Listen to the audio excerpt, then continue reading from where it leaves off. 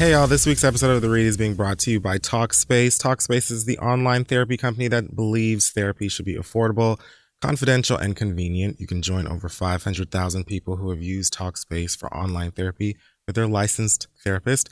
To sign up or learn more, go to Talkspace.com/read. That's Talkspace.com/read. Talkspace, therapy for how we live today. Now let's move on. This week's episode is also brought to you by Form. You're more than just your hair type. You are unique, and so is your lifestyle. And with Form, now your hair regimen is too. Form is the first women's prestige hair care collection to celebrate beauty in all its forms.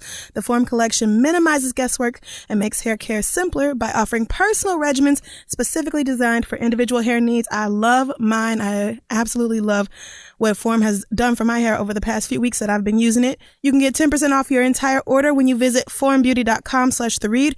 That's FORMbeauty.com/theread. Get personal with Form, and let's start the show.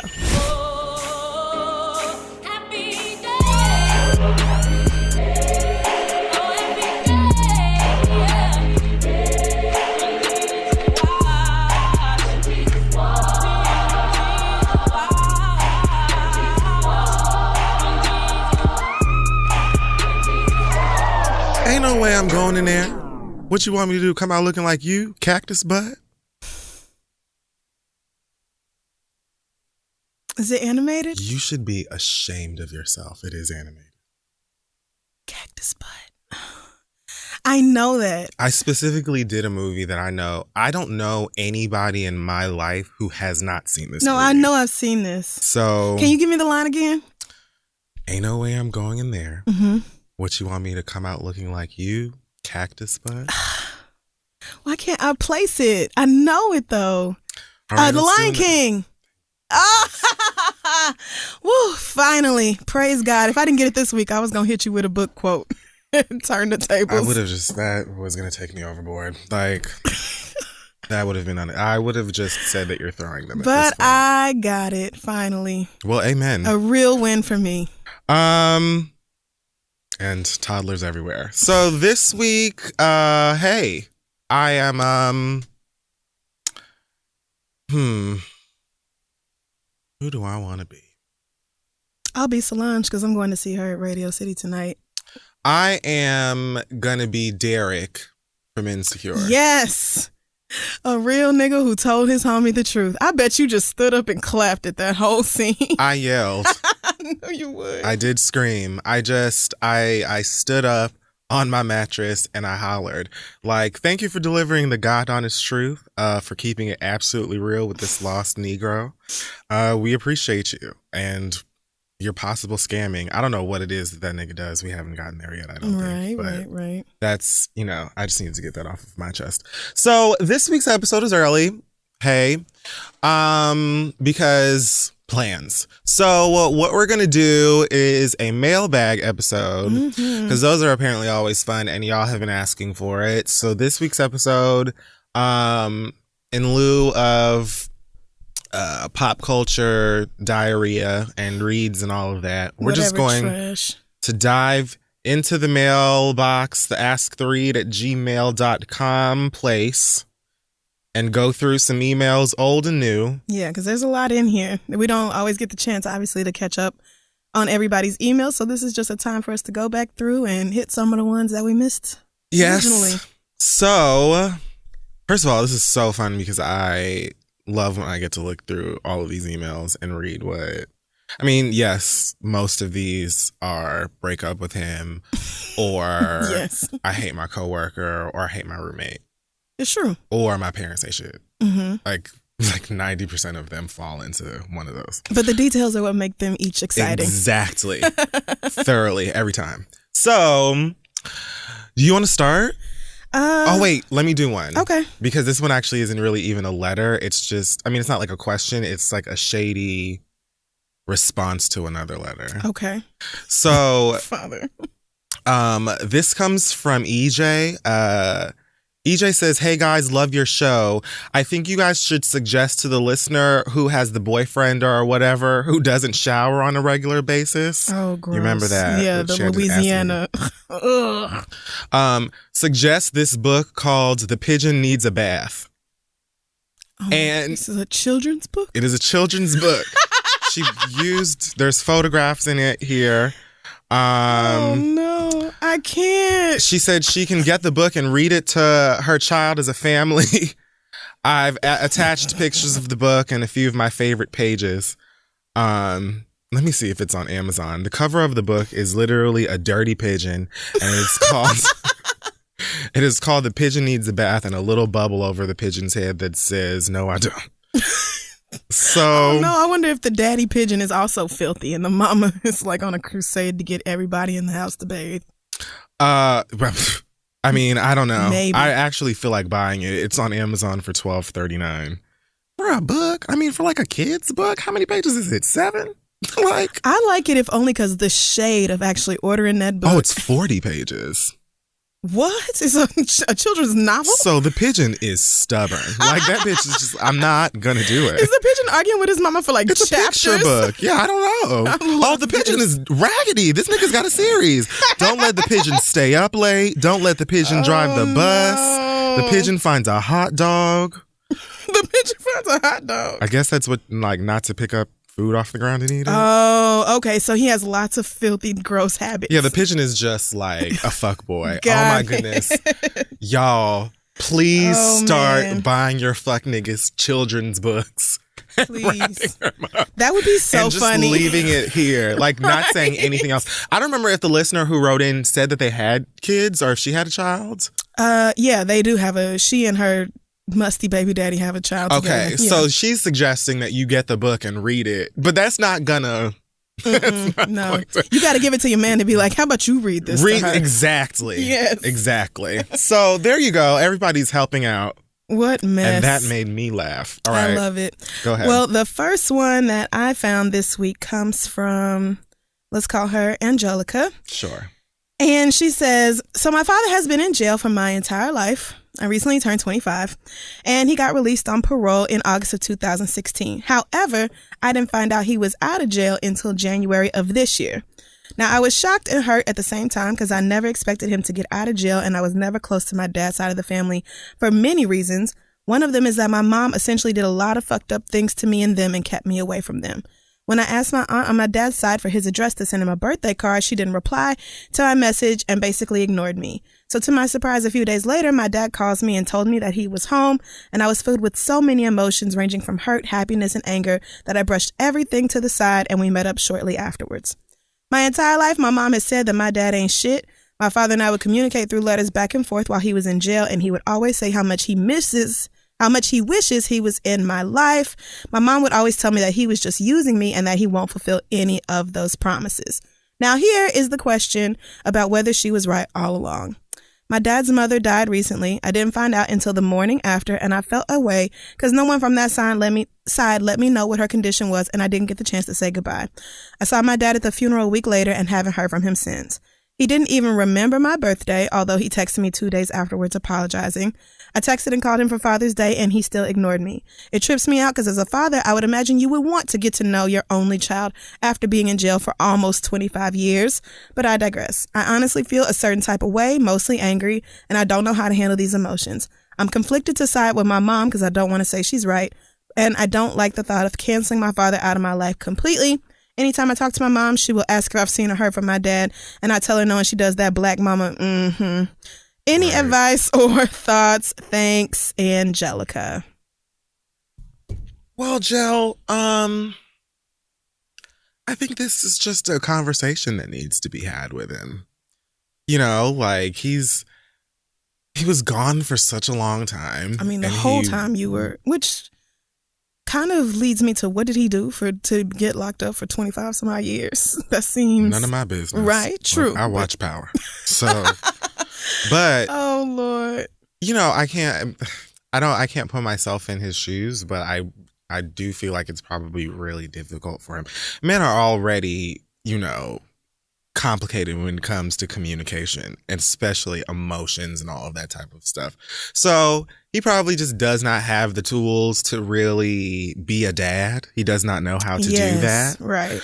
And rather than trying to embrace it and figure it out, it seems like he's probably just hiding and not really considering what that is doing to you. And of course he don't, because he does not know what having a child is. Right. So, and how to be a father to an adult person who does not need you to raise. I don't need you to raise me. Right. So it's kind of like, how do you do this? Yeah, you just have to talk to him, I think, and lay everything out on the table and just let him know how you feel, and hopefully you can progress from there. And even if you don't really get a response that you like, you know where you stand, and you know if you gotta agree with your mama or not. You know what I'm saying? Right. But it doesn't make any sense to just sit there and be upset about it when you can talk to him. You don't really have like that relationship with a dad or a parent in general, where they raised you and they beat your ass and told you when you were grounded. And so you kind of have that like respect / fear, where it's just kind of like, I don't know how to say this to my mom or how to say this to my dad. Essentially your daddy is just a nigga. You know what I'm saying? Like, so just say it. So just go talk to him. I mean, I don't want to act like that's still not difficult to do, because he is still your daddy. But you know, I feel like because he wasn't there, there shouldn't be as much pressure placed on yourself to go and talk to him, you know, so. Yeah, I think the only other thing I would add to that is that if he just lost his mother, he's probably thinking about, you know, the 25 some odd years that he spent in jail and wasn't around his mama. True. And, you know, niggas be devastated to lose their parent anyway. And so maybe he's just like, you know, I'm glad I got out before she died, but damn, he was out for like a year and then his mother passed away. So he's dealing with a lot and probably thinking about that huge loss, and then not thinking about, oh, but if I neglect my daughter, I'm going to lose her too. And I just got her. So maybe need to, you know, figure out the balance there. So I would have some empathy with him as far as the loss of his mother is concerned. But also, I don't feel like it's on you to make something work with your dad. And if you reach out to him and he ignores you or doesn't call you back or whatever, you don't have to engage your mama with it either, because she just want to be petty and be like, I told you daddy wasn't shit and wasn't never going to be shit. Right. And your feelings are hurt. Right. And so her taunting you about it is only going to make your feelings more hurt. So I would probably just blow my mama off about it too, but then also not overextend myself with my father, because he owes you, not the other way around. Right. So good luck to you. Let us know how that conversation goes. What you got over there? So this letter says, hey, please use my club name, Jasmine. All right, Jasmine. Thank you for that. It says, I met this guy online and we chatted for about a week before meeting in person. During the week, he would send pictures, or during this week, he would send pictures and his mouth was always closed, never smiling. I made the joking comment, you must not have any teeth in your mouth. I have a beautiful smile, by the way, and this is the first thing I look for in a mate, teeth and shoes. So fast forward, I feel like me and Jasmine would get along. Because already that is just funny. So fast forward, we met in person, and OMG, his teeth has so much plaque. Oh. They are yellow and slightly green on the bottom row. No! He came to... Yellow and slightly green? I mean, a tint. He came to the date with flowers and is a very nice guy. But I could not focus throughout the date without wanting to gag at his teeth. So the date ended. We texted each other when we got to our own homes. He wanted to recap how great of a time he had. I agreed and I told him I liked him. But in order for us to move forward, he would have to go to the dentist. Fair. Gotta love honesty. Fair. Right up front. Because nigga got yuck mouth. Like, I'm not gonna lie to you. So, no. I told him, please don't take it the wrong way, but this is the only way we can move forward. He replied and said it has been on his short list of things to do. Oh. No shit. Huh.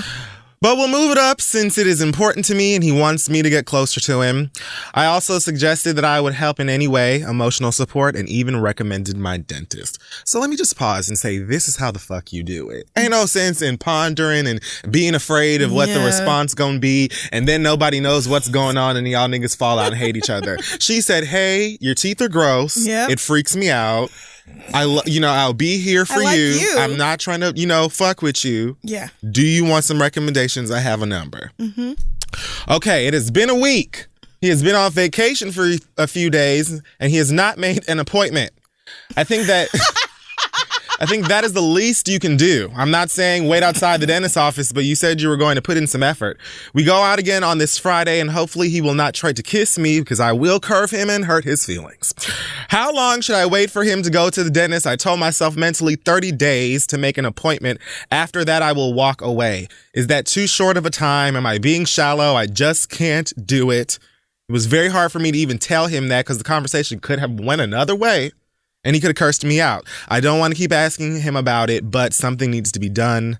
Don't do it for me. Do it for yourself or the next chick if I have to walk away. P.S. He does have insurance. What should I do? Wow. So there is no excuse. He does have insurance. Yes. So my personal feelings are that 30 days is way too long to wait. I said the same for thing. a nigga to get all the bacteria cleared out of his mouth. If you have insurance, why wouldn't you go? Especially if it was so bad that a total stranger, somebody you just met, is like, hey, so the plaque buildup in between your teeth is noticeable and it's gross. Like, I don't understand why he needed somebody else to say that, to feel like, oh yeah, that's something that should be a priority in my life. You know, it was on my short list. What? Why? Why was it on your short list of things to do? Taking care of the fucking teeth in your mouth, like. Oh man. If your vagina is leaking some kind of creamy white stinking substance for months and months and months, I'm just saying, and you have insurance, then going to the pussy doctor to get that shit adjusted should not be on your short list of things to do. Correct. And that's what you have going on in your mouth. It's like a blatant problem here. So yeah, 30 days is way too long. Actually, I would not go out with him on Friday or any other time until he had that all cleared up. I was about to look up, see if the pigeon don't brush his teeth, but pigeons don't have teeth. Well, maybe it's something else. Maybe it's like the pigeon doesn't clean his tonenails. Anything. Something, right. Or he cleans his, I don't know, never mind. Maybe that's covered in the 40 pages of the bath book. Well, so, I mean, I feel samesies. Yeah, I don't think I would go out with him, girl, really. Like, you are kind of doing the most with the, okay, it's been a few days, why haven't you made an appointment thing? But I guess I would have You just shouldn't have to do all that. Right, you should not have to do that. But I would dispense the advice and then be like, have a nice life, you know, clear your teeth up before you meet the next girl. Right. And just kind of move on. I don't want to think that the prospects out here are so slim and dating out here is so hard that I have to settle for the nigga. We have to be patient for a nigga with gangrene on his teeth. Slightly green. So it's just growing on his teeth, girl? My God. What?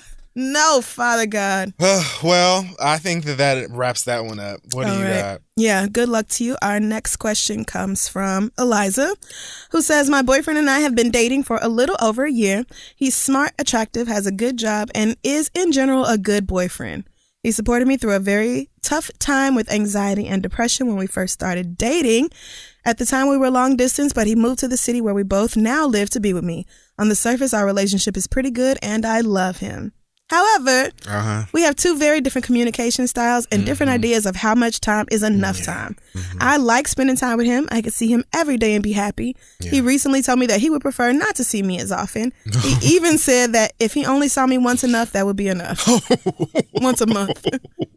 As a result of these differences, I've been feeling like he does not feel anywhere near the way I feel about him. I do too. And even if he does, his lack of ability to show it really hurts my feelings and makes me feel like I'm not valued. I've brought these feelings up with him once before, a month ago, and he said he would do better. He is doing better, but not by much. I'm 22, and this is my first long-term boyfriend. I listen to this show enough to know that y'all will tell me I'm young, and I have a plethora of dicks to experience in life. I agree, but I still struggle with anxiety and depression, which has ramped up since every ignorant asshole in the country has decided to come out the woodworks. I don't even know how to begin without my boyfriend in my life. Ooh, that's a sad That is depressing. That is sad. I know, but you'll learn. Oh yeah, you'll figure it out. I know everyone experiences breakups and it takes time and patience to heal, but I am so anxious lately that I can barely function throughout the day, and I've really had trouble accepting and loving myself while dealing with my mental health struggles. Should I break up with him? If so, how do I do this? And what do I tell myself as I combat the feelings of loneliness, worthlessness, and despair that will come about as a result? Thanks, guys. Sad and struggling. Ooh, well. So what I'm going to do is work on a really great sound bite, or even get one of those little like red buttons that they be selling at Target and stuff. You push it and it says, makes like little voices and things. Mm-hmm. One of those that says, fuck that nigga, just leave him, or something to that effect. I like it. Because at this point, we could just really we should be reaching for a buzzer after certain letters, because like. Oh yeah, like that Office Depot easy button thing. Yes, exactly. just like that. Right. There's one that just says like 8 different kinds of no. Yeah. That's my favorite. So I think that we need to work on getting one of those and maybe, have just sitting it up here, because leave him alone. Like, what else? You are cool with seeing him every day, which I feel like most people in a relationship would be. And he's like, oh yeah, once a month is enough. Now. Once a month, my nigga. Once every 30 days. And y'all have only been together for a little over a year. So it's kind of like, this is a little soon for him to already be tired of you.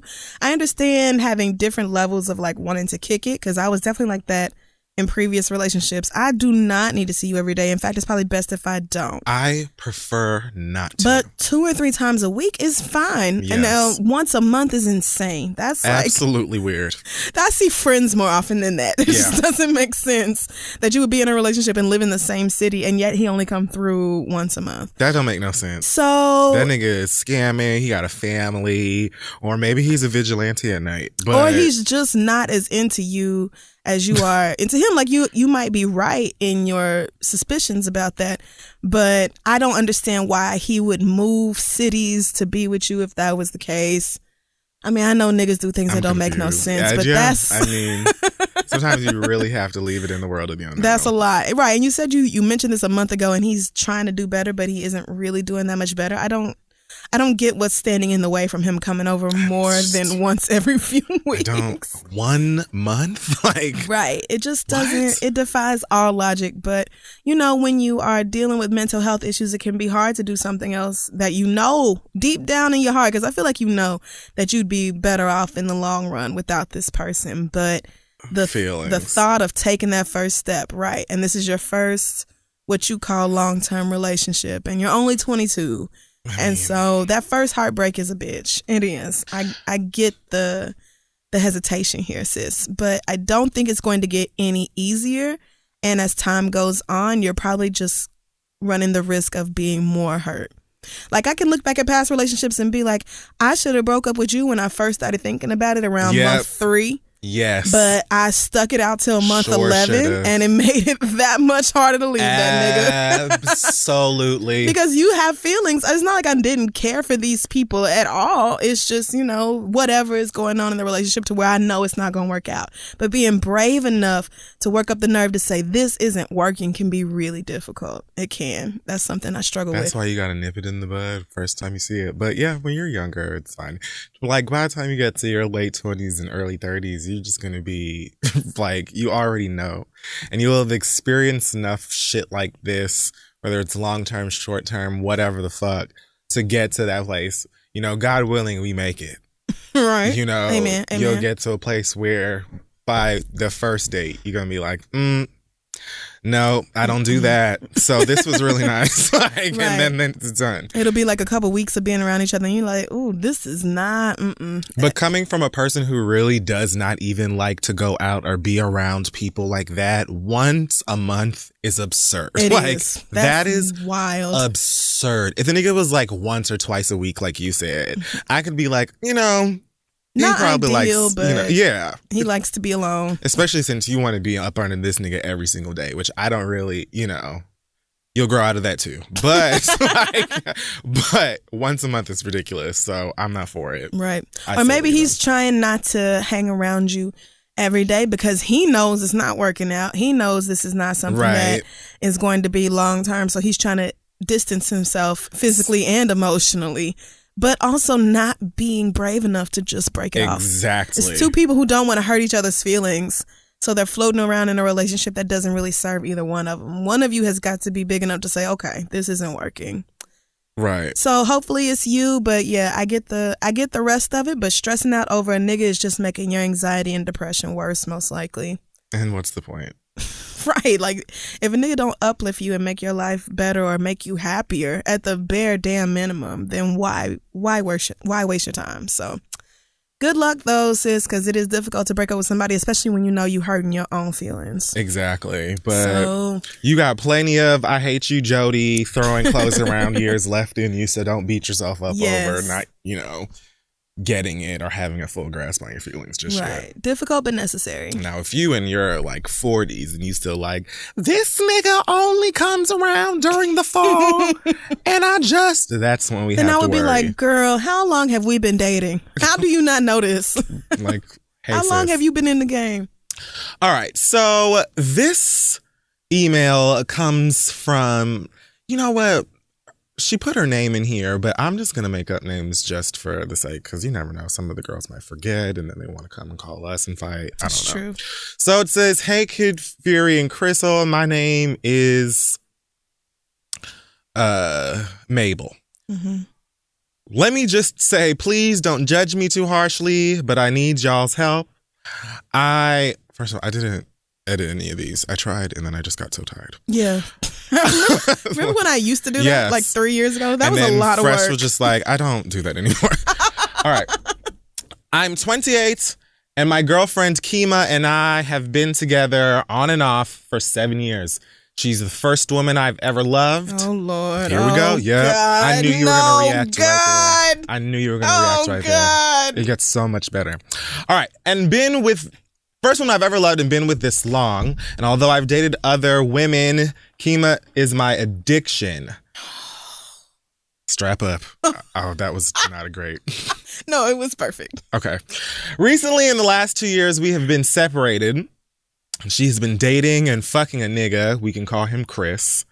And myself. So to make a long story short, she's always joked that in a perfect world, she would have a wife and a husband. And now she wants me to join her and this nigga in the bedroom. And she had already talked to him about it. And since we're both femmes. Oh, God, no. And I had never been with a man, he was down for the cause, of course. Of course he was. Shocked at the request, I politely cussed her ass out and exited stage left. Well, skip to 3 months later. And her begging and pleading me to forgive her. I end up at her house drunk and high as hell. No. And y'all have to use punctuation marks. Like, they really make a huge difference. They're fucked up. Right before we're about to get it on and poppin', Chris comes home.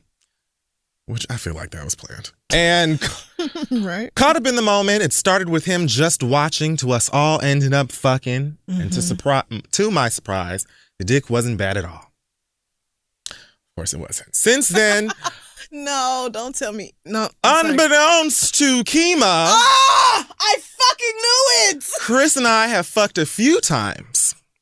And I just recently found out that I'm 5.5 weeks pregnant. What? No, the fuck she's not. 5.5... Can you find out at 5.5 weeks? I don't know.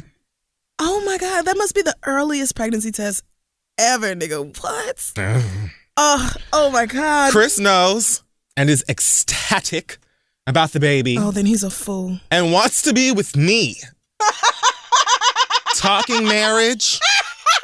And has even told me he loves me. I must admit that I have grown to love him, and I want to see where our relationship can go. He has already taken it a step further and broken it off with Kima so that he could be with me. No. But it's not that easy for me. He knows that I love Kima. Remember, this is the bitch that she was dating for 7 years. Knows that I love Kima, but she doesn't know I'm pregnant, let alone that I've been having sex with Chris. She has expressed disappointment in not knowing why he broke up with her and has asked me if he said anything to me. I'm not one big on secrets, and I am a terrible liar. That's a lie. You not one big on secrets, girl? What? But I don't know what to do in this situation. Do I tell her I'm the reason? Do I admit that I'm pregnant? Or should I just fade out of her life? Any words of wisdom will be greatly appreciated. Sincerely, what the fuck did I get myself into? P.S. I love you both.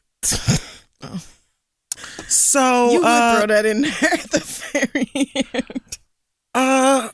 Mabel, kind of still feel obligated to tell you about yourself, though. Even though you love us. Thank you. Fun things happened here. So,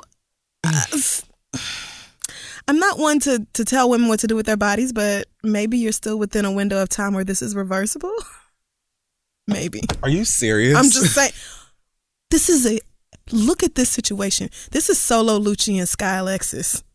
Oh, I didn't pay attention to that. Oh, no. The nigga's face is half bleached. Well, right. No, true. But, you fucking around with somebody that you've known for a few weeks and now all of a sudden you have a pregnancy scare and it goes from...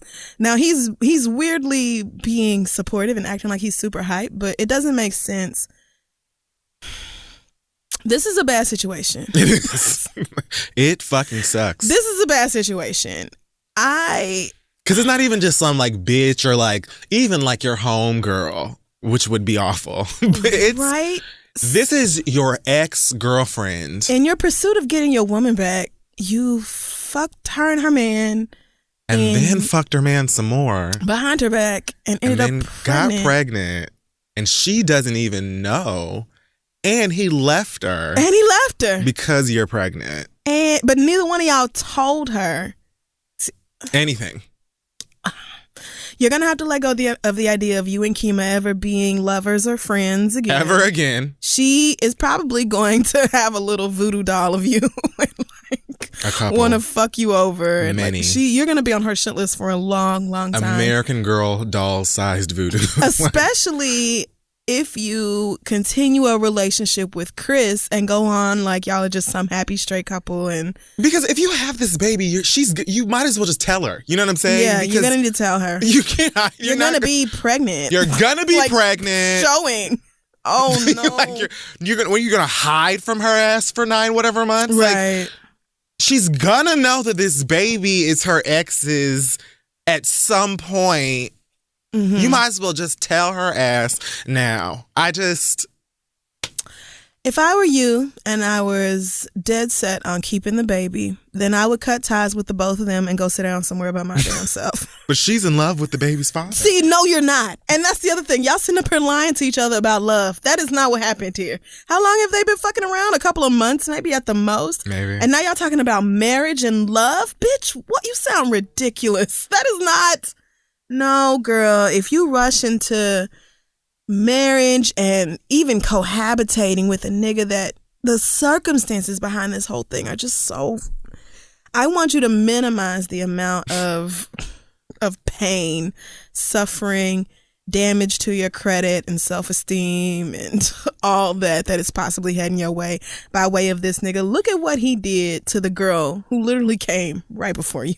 Look at what happened there. Are you really signing up to be next in line of his merry-go-round of fuckery and bullshit? Why? Because he certainly cheated on his girlfriend. Right. And he was so willing to leave her. It's just... How do you... if you want to have a baby, go ahead and have a baby. But please know that... Y'all are out here fucking raw. This is just not going to be some... Right. This isn't gonna... There's no way that you can spin this to where it's a happily ever after and nobody's mad at you. It's just not going to. And even in some dream world where Kima was like, hey, girl, I'm all for it. I totally get it. I'd love to be the child's godmom or whatever. That nigga is not to be trusted. Just because this... No. Look at the circumstance. No.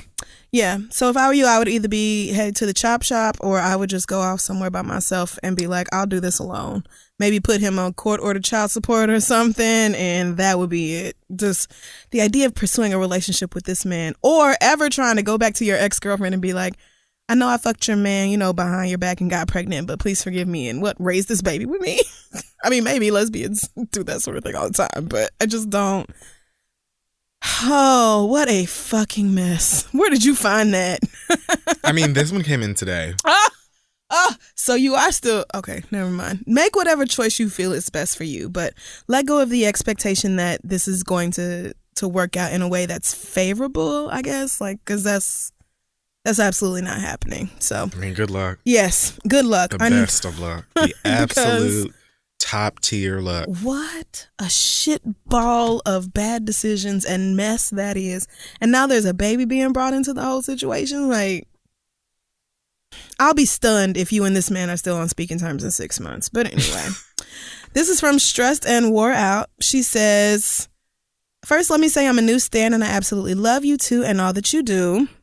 Now, my husband and I have been together for 10 years, married for 6 months, and have 2 children together. He's 30 and I'm 27.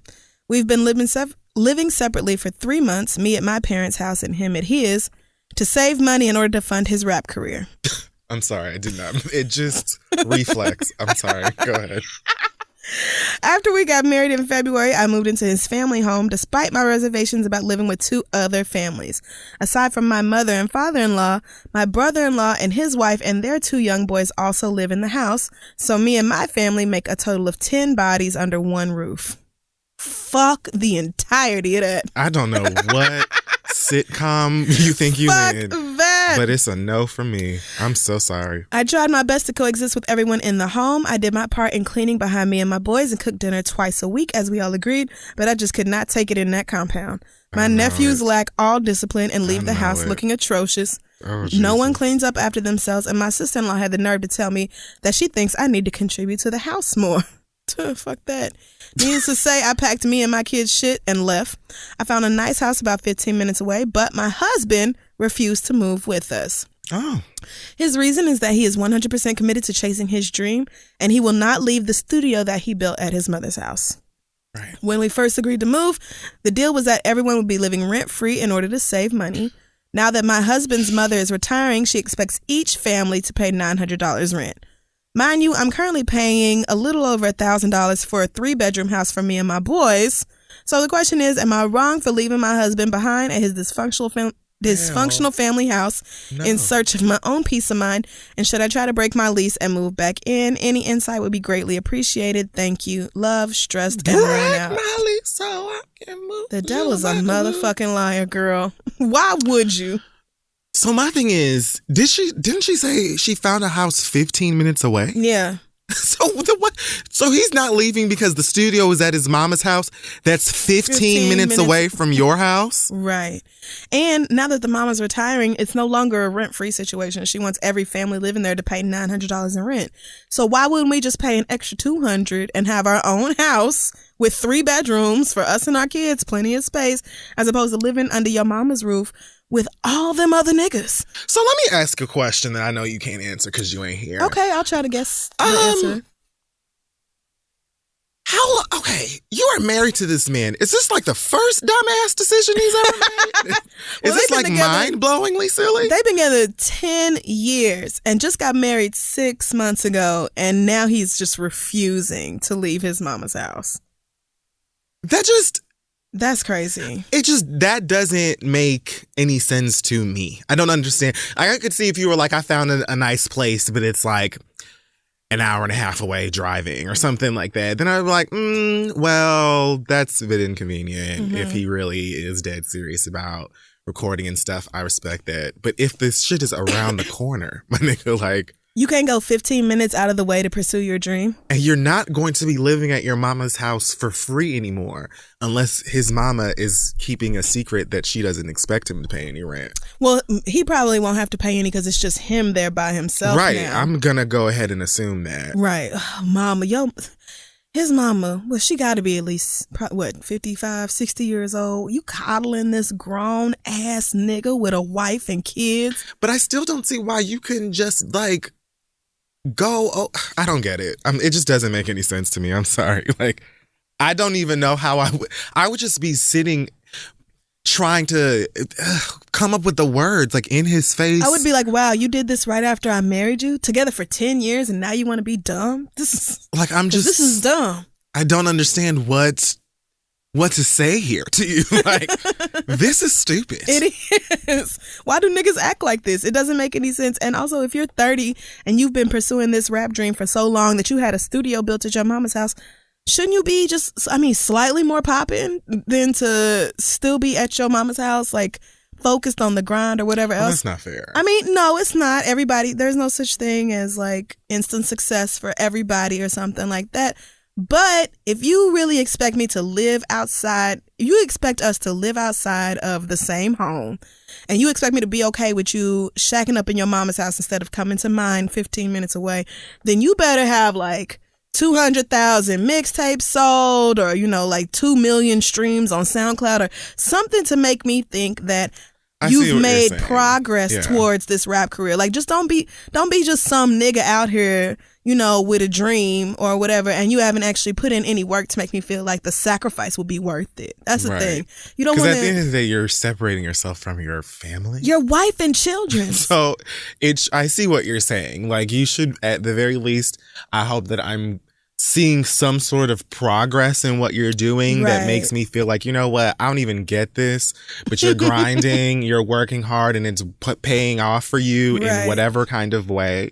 And so I'm gonna say, like, let's come up with some sort of agreement on how long this is going to last. Something. Otherwise, I can go get into paperwork. There you go.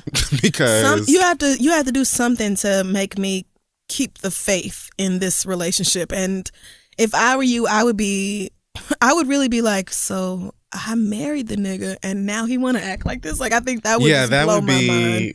Pretty. 10 years together and now you want to be ridiculous about not coming to this house that is, what, a few miles away from your mama's? This is just dumb.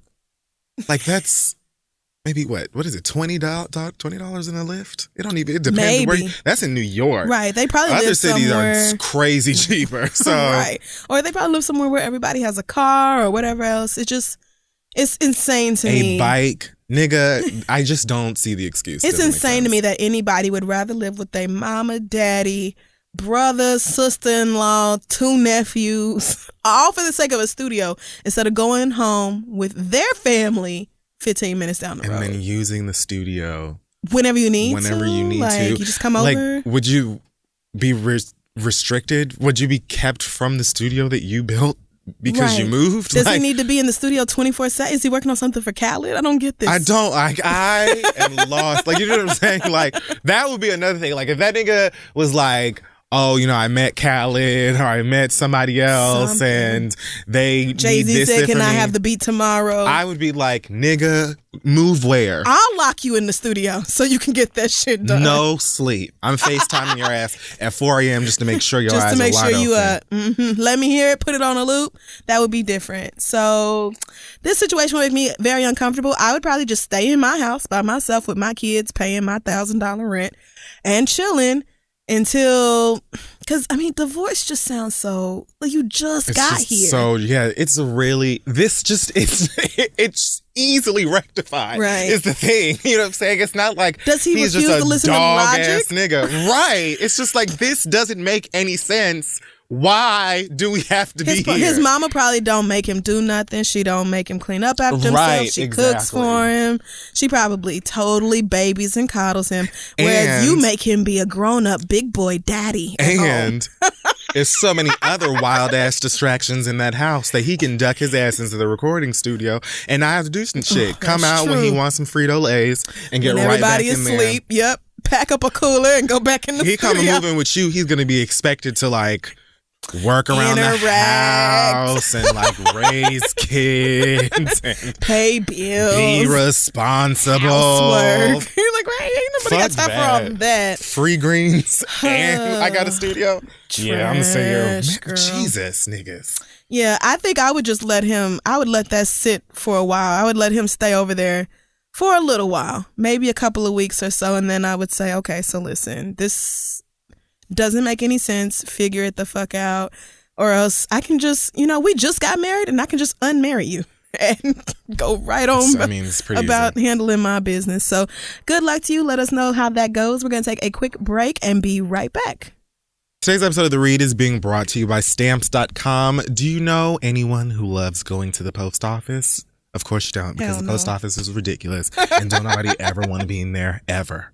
Thankfully, you can avoid the hassle of the post office and instead mail everything from postcards to envelopes to packages, domestic or international, with Stamps.com. Stamps.com lets you buy and print official U.S. postage for any letter, any package, any class of mail using your own computer and printer. And unlike the post office, Stamps.com never closes. Just click print mail and you are done. Print postage for letters or packages at your convenience 24/7.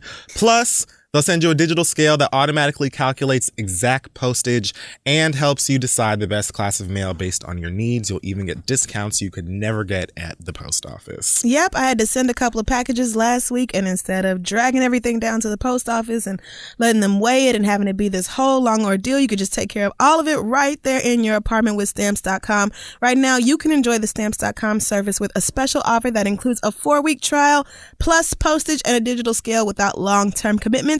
Just go to Stamps.com, click on the mic at the top of the homepage and type in READ. That's Stamps.com and enter code READ. Never go to the post office again. Thank you, Lord, with Stamps.com and the read. Now let's get back to the show.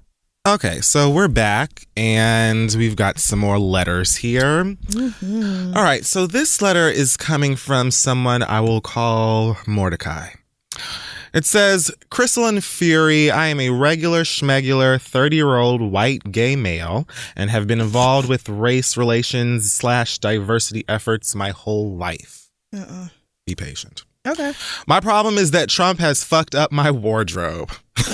What? The subject of the thing is Trump hijacked my look. Oh, no. When my husband and I got married, my friends made us custom snapbacks with our wedding hashtag.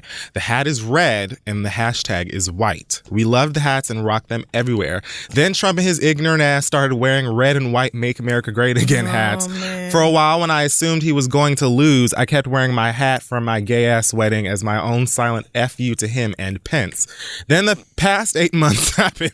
Now when I wear my hat, people assume I'm a Trump supporter because they see a white dude in a red and white hat. Over the past few weeks, I've stopped wearing the hat because the last thing I want to do in life is be associated with him or help amplify his message. My question for you is, should I keep wearing the hat as a protest? Or should I continue to not wear it until that day that can't come soon enough when he's no longer our president?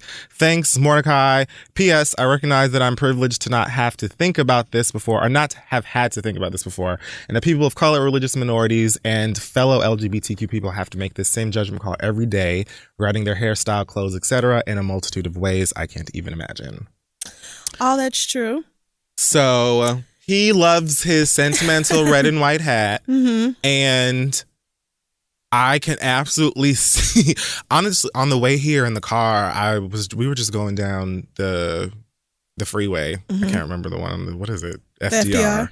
We were going down to FDR, and there was a guy on that park alongside it. It was like an old man who had like a mullet, and he was wearing a red and white hat. And I don't think it even said Make America Great Again. But when I saw him, like, my upper lip got hot. Just like for a quick second. And I was like, oh, I can't even read it. Let me just calm it down. So your upper lip got hot. I don't know. I mean, I will say I'm glad that I got that PS at the end, because all I felt reading this was if the worst thing you have to worry about when you go out is people judging you because of a hat you can take off. I mean, so yeah, it's great that you understand your privilege as far as that is concerned, that like this is your issue. But I also just kind of feel like you should retire the hat.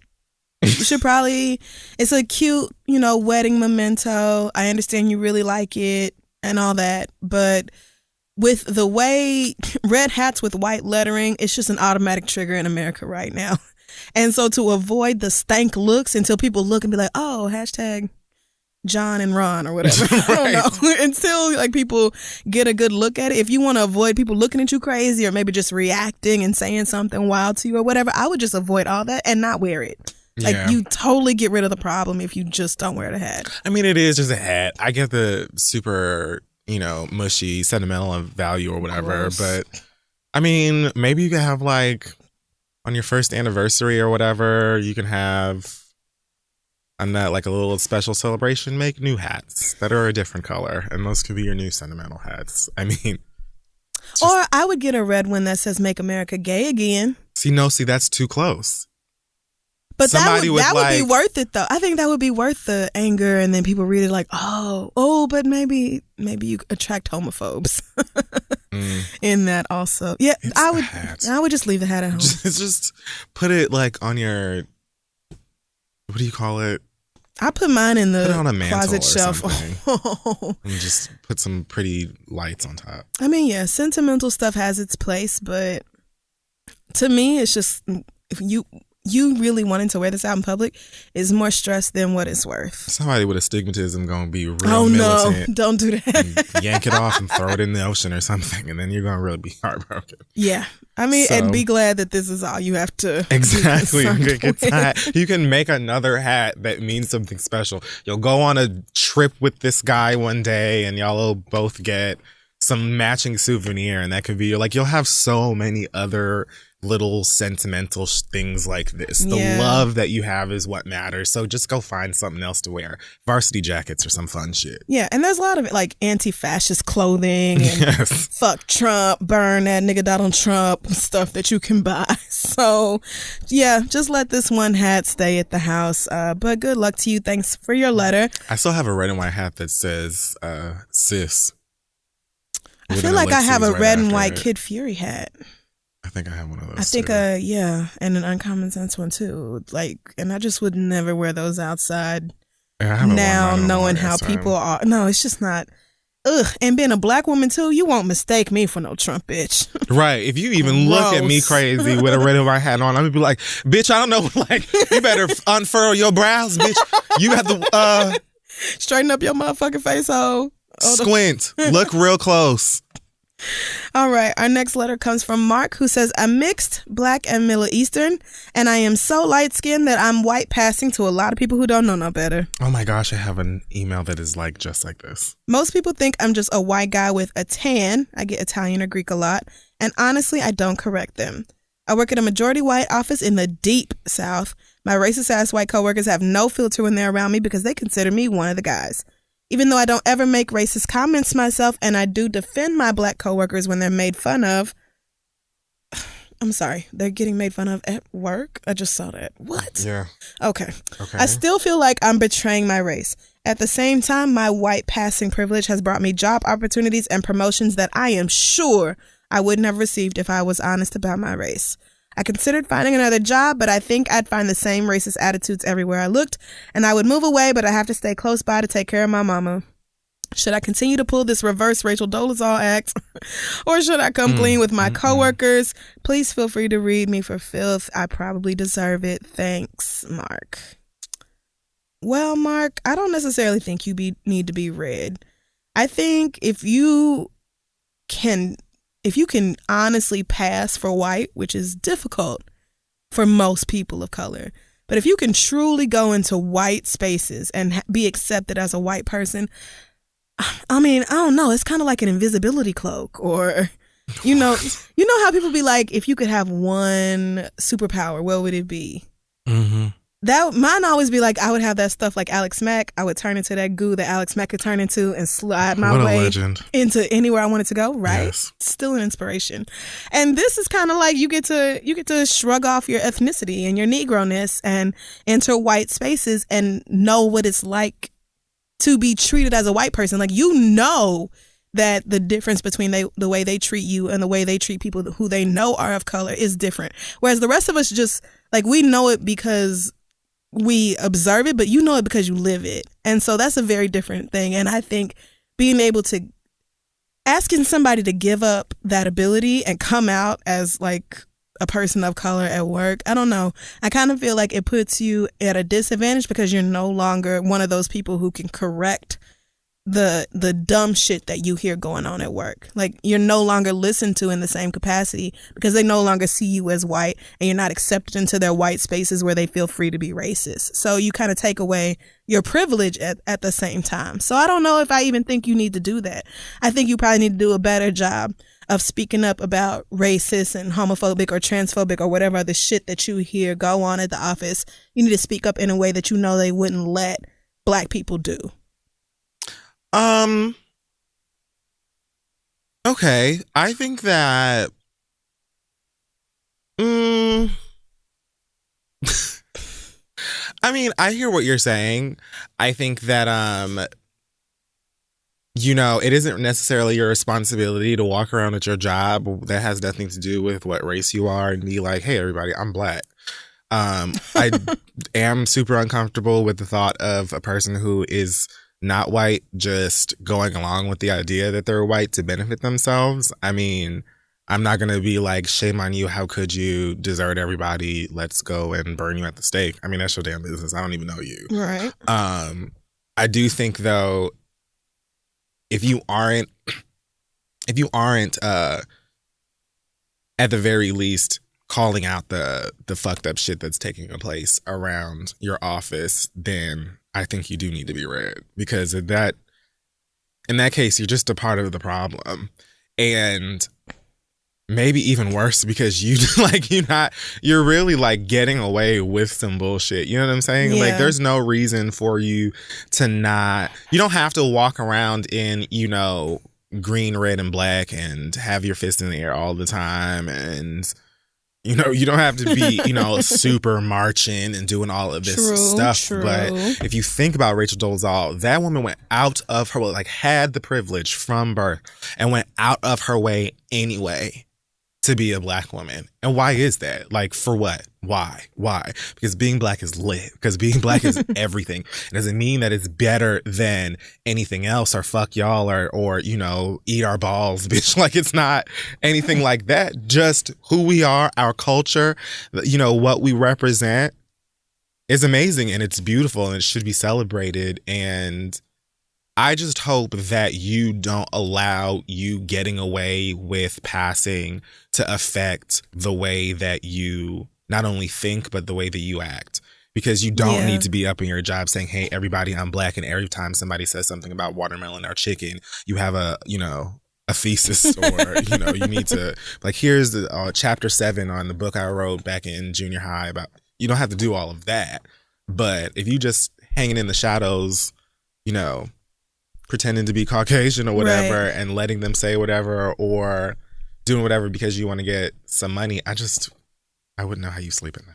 I mean, I think if you know that racist things are being said about your Black coworkers where they can't hear it, like white people are super comfortable saying that around you, why aren't you using that information to get these people fired or disciplined in some kind of way? Right. Like, why not tape some of these white only powwows that y'all have and they start going in on Black jokes and all that sort of thing? Like, I think you feel guilty because you're not doing a good job as an ally. You're not using your white passing privilege to help the people that you come from and the people that you are. So that's probably why you feel bad about it. And all you have to do is do more to get rid of the racism or to fight back against it. And I think you wouldn't feel so bad about it. But shit, if I could pass for white, I would probably be getting white people together all the fucking time. I think I would. Because then what else? What's the point? Right. You have this benefit, so why not use it to drag them from the inside? Like, this is what we ask other woke, quote unquote, white people to do all the time. So yeah, I feel like you just need to take that approach to it, and this can be pretty easily rectified. Get them racists fired.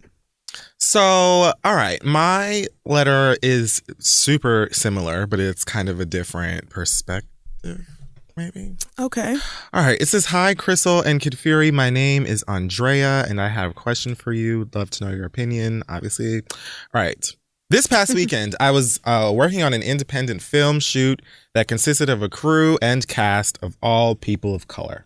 While on set, there was one guy who looked white and had dreads. This got an immediate groan from many others, including myself. Would have been me too. Right. And some people began chatting about why they thought a white man having dreads was problematic and unnecessary.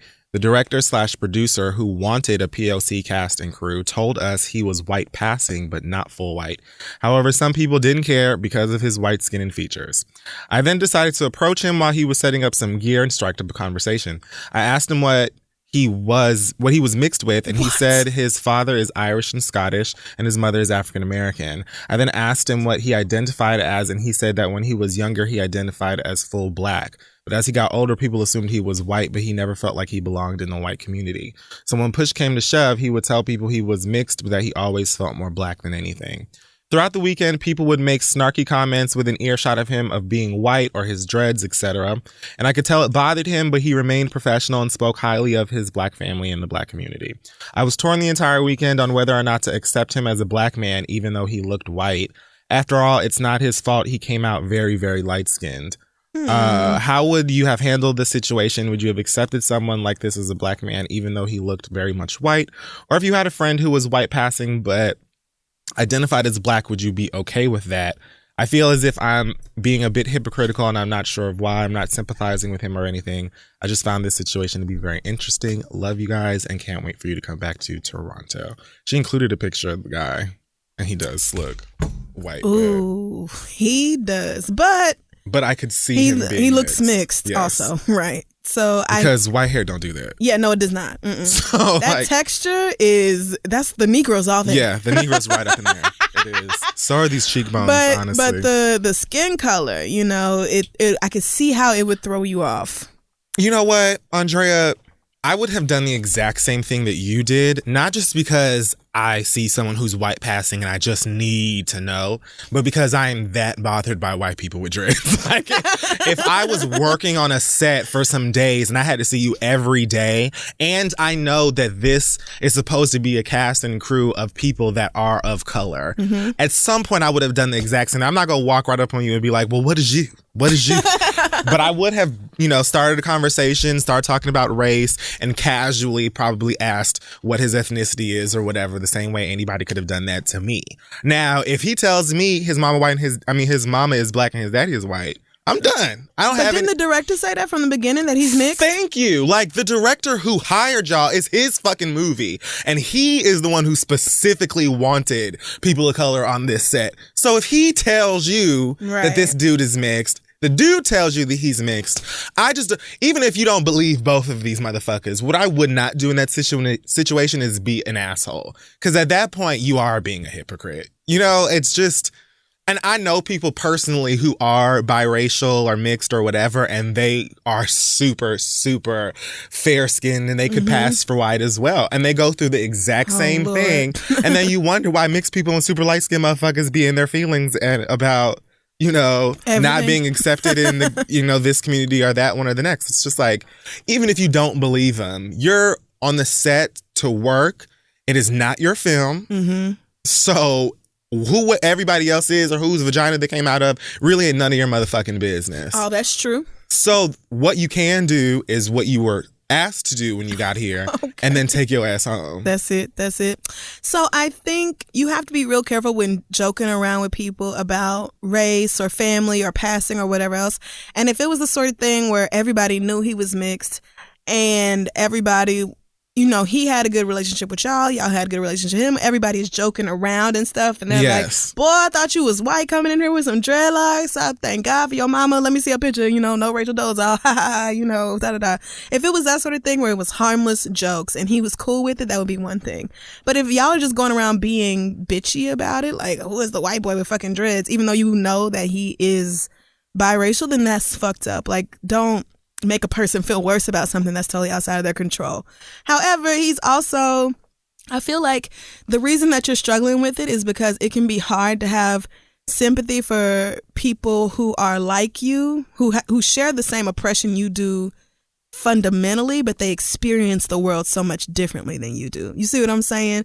Like, I know he's black. I know he is, or biracial, whatever you want to call him. I know he deals with discrimination or, whatever else. But I also know that you are perceived much differently in the world because of your skin tone. And it's probably easier for you to move around certain spaces or advance in life because of the way you look. So I think that's why you struggled with it and why you felt guilty about it. Because it's kind of like, I should be able to, make fun of this person or talk about their dreads or whatever. Like, maybe you felt entitled to joking about it. I should be able to make fun of your dreads if we are homies. Right. Yes. But that's the thing. But y'all don't know him like that. It's a level of familiarity that you don't have with him. Right. So it's not a jokey, like, you don't know what type of shit he been dealing with all his life and insecurity about his skin tone and wishing he was darker so that he would be more he has dreads for a reason. Let's keep it funny. Right. He has dreads so somebody will accept him. Like, he needs to, he wants to be in somebody's club. He's going out of his way to let you know he don't, like. And I do understand the resentment of black people always having to be the ones to open the doors of blackness and let everybody in. I understand the impulse to say, well, how come you just How come we have to deal with it and make sure you feel good? How come white people can't deal with the fact that you are just as much white as anything else? Like, how come you can't be accepted into the warm bosom of whiteness? But that's because whiteness doesn't work like that.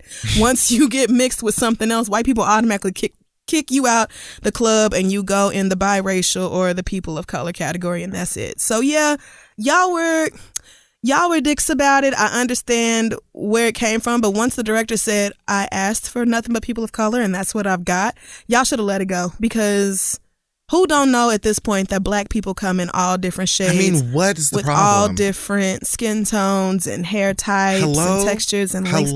Black people run the gamut of what we look like. So yeah, y'all should have let that go, but it is what it is. I mean, I get it and I totally hear what you're saying and everything. I just feel like at the end of the day, I just like to be left alone and respected for that. And that's what I will give right back to you, as long as I know that you're not out here acting a motherfucking fool. You're not hurting nobody. You know what I'm saying? It is what it is. Like asking, would you have accepted someone like this as a black man, even though he looked very much white? Why the fuck not? Like, I don't go around, if you had a friend who was white passing but identified as black, would you be okay with that? I've had lots of white passing friends. Like, I don't go around and just, I don't decide who I'm cool with or who's going to upset me or who I respect because of whether or not they're white or black or look white or look black or whatever. Like, if you're a dick, I'm going to treat you like a dick. And if you are not, I won't. That's it. Just leave the nigga alone. Period. Right. That's all you have to do. You don't have to be spending all this time you spend in worrying about, his ethnicity that has already been confirmed. Yeah. Or his race that has already been confirmed. You could just you're doing your job. Like what you were asked to come there and do. Mm-hmm. You're not speed dating. This isn't like the NAACP, Rachel. So go to work. Woo, my thing about biracial people has always been, I will accept you for whatever it is you accept yourself for. Thanks. So if you don't call yourself black, I'm not going to be the one to invite you into our fucking club. Because we don't need nobody over here who doesn't love being it. But if you have a black parent and you accept and embrace your black identity and you tell me you're black, who am I to argue with you about it? For what? Right. I'm not going to do that. As long as I know that you actually are mixed. Because again, Rachel Dolezal has fucked it up for some of y'all who are white passing. And didn't even come close. And niggas, and she looked lily white. Pure as the driven snuff. Even close. There's not a swap meet in the world with weave that could have helped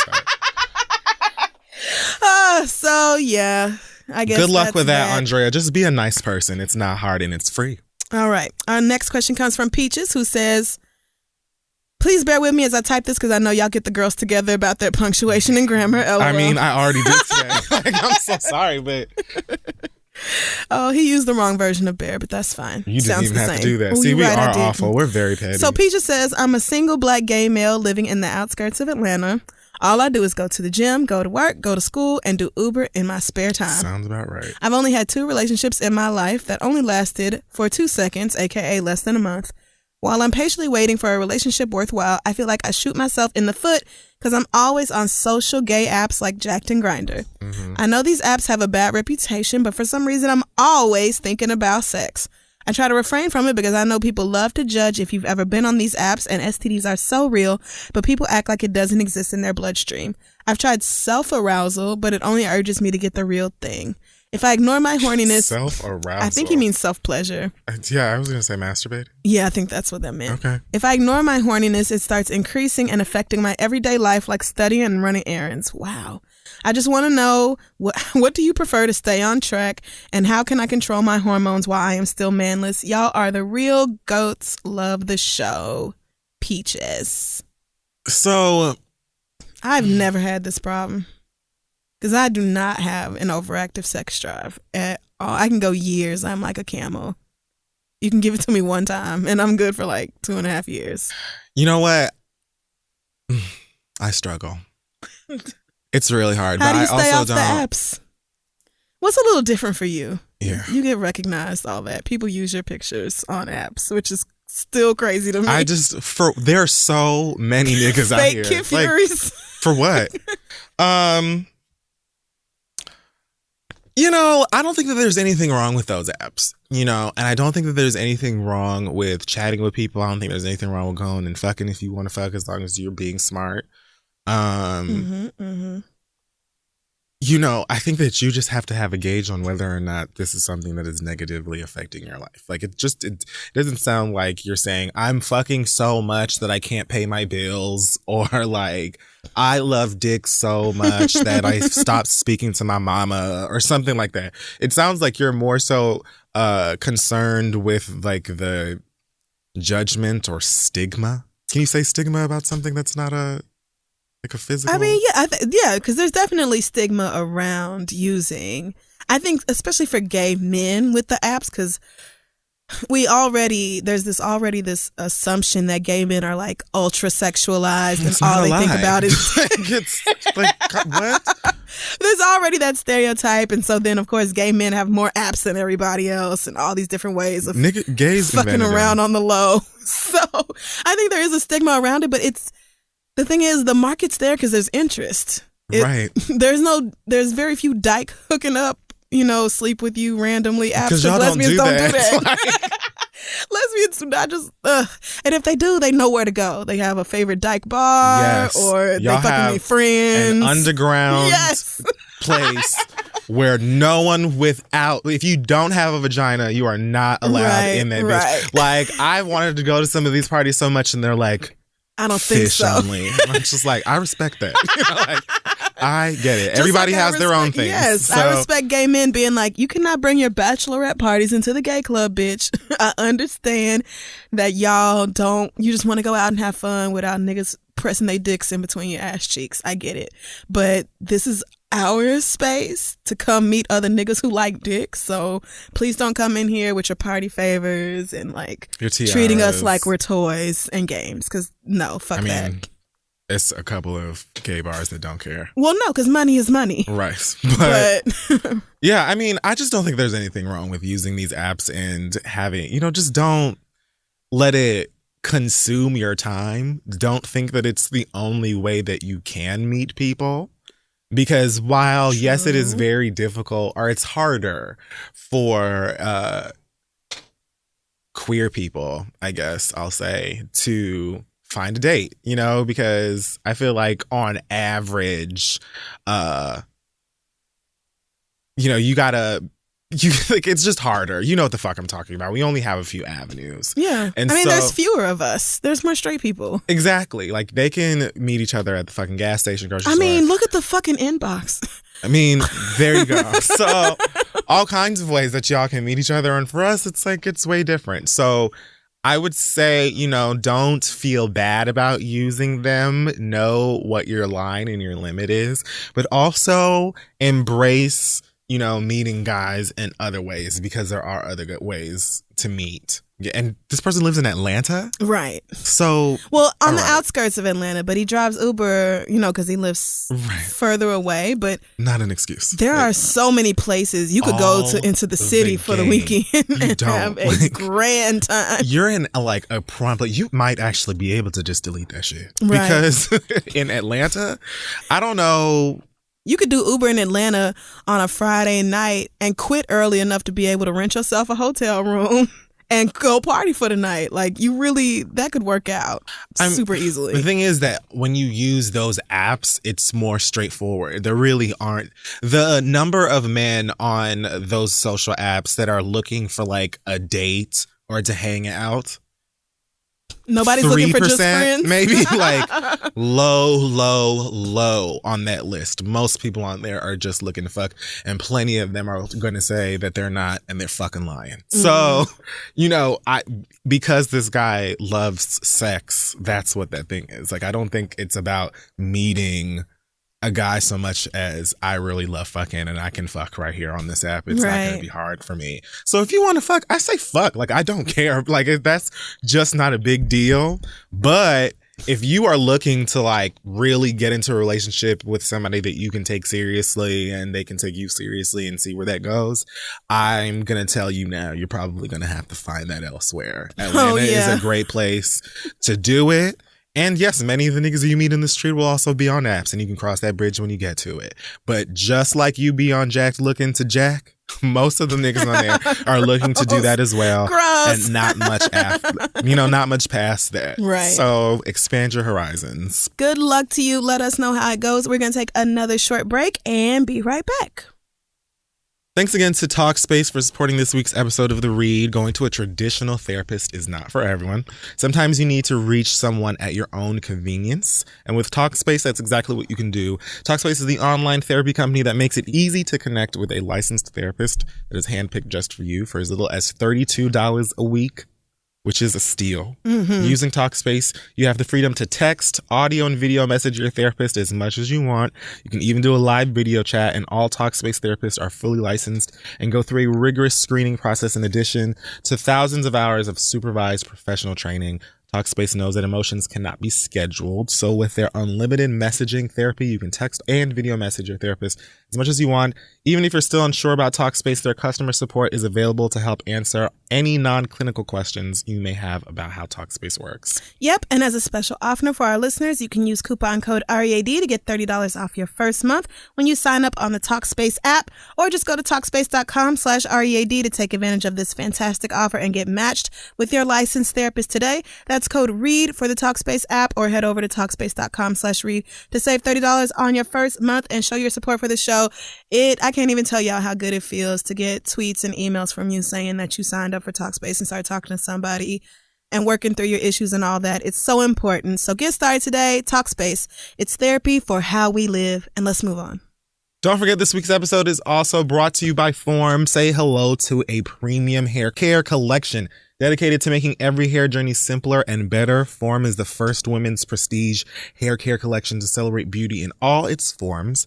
The Form collection will help you make your hair care experience personal by offering uncompromising products specifically designed for individual hair needs. Yes, I went to the Form website and filled out their survey asking all these different questions about my hair, and I got matched with my perfect regimen, started using it pretty much immediately, and I love the change in my hair. The difference is insane. I keep telling everybody that spray leave-in, man, that moisturizer is perfect, and they have little travel sizes now, so you can get on the plane and not worry about TSA taking your great products away from you. For women of all hair textures, and they do mean all, the Form collection is unique, versatile, and minimizes guesswork. And really anybody who has hair, I know a lot of y'all don't, but anybody who has hair that, I'm just saying, we don't all grow hair. Mm-hmm. Okay.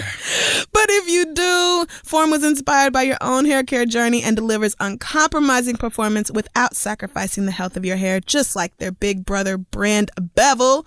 The folks at Form were tired of seeing the women they love struggle to find hair care that was personal, effective, and high quality. You can get 10% off your entire order when you visit formbeauty.com/theread. The discount will be automatically applied at checkout. That's formbeauty.com/theread. Get personal with Form. I did. I love it. Try it out, and let's finish the show. Okay, so we're back, and it is now time to continue with our letters. First of all, I forgot that I wanted to do a Black Excellence this episode, and I did not. But It was just dedicated to Dick Gregory, and to honor him, his life, his legacy. Thank you for breaking down color barriers in the world of comedy and opening doors for so many of my favorites, so many icons that I've looked up to forever, and even my own little black ass. And thank you for looking out for the culture, for our people, and fighting in so many ways that many, many, many of us would never have the bravery to do. So rest in peace to him. Yeah. All right. So the next question comes from, it says, "Hey guys, you can call me Cersei."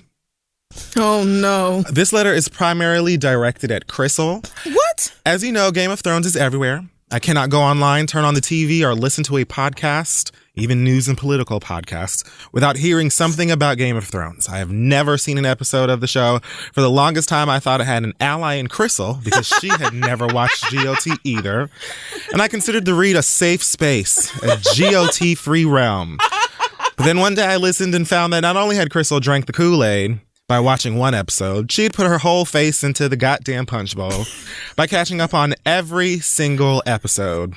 Here's the thing. I'm sure that I would love Game of Thrones, and I really hate being left out of all of this conversation, but I really don't want to invest that much time in trying to catch up on 6 or 7 seasons. I have a young baby at home, and I am in school, and I know that binge watching is really not what I need to spend my time on.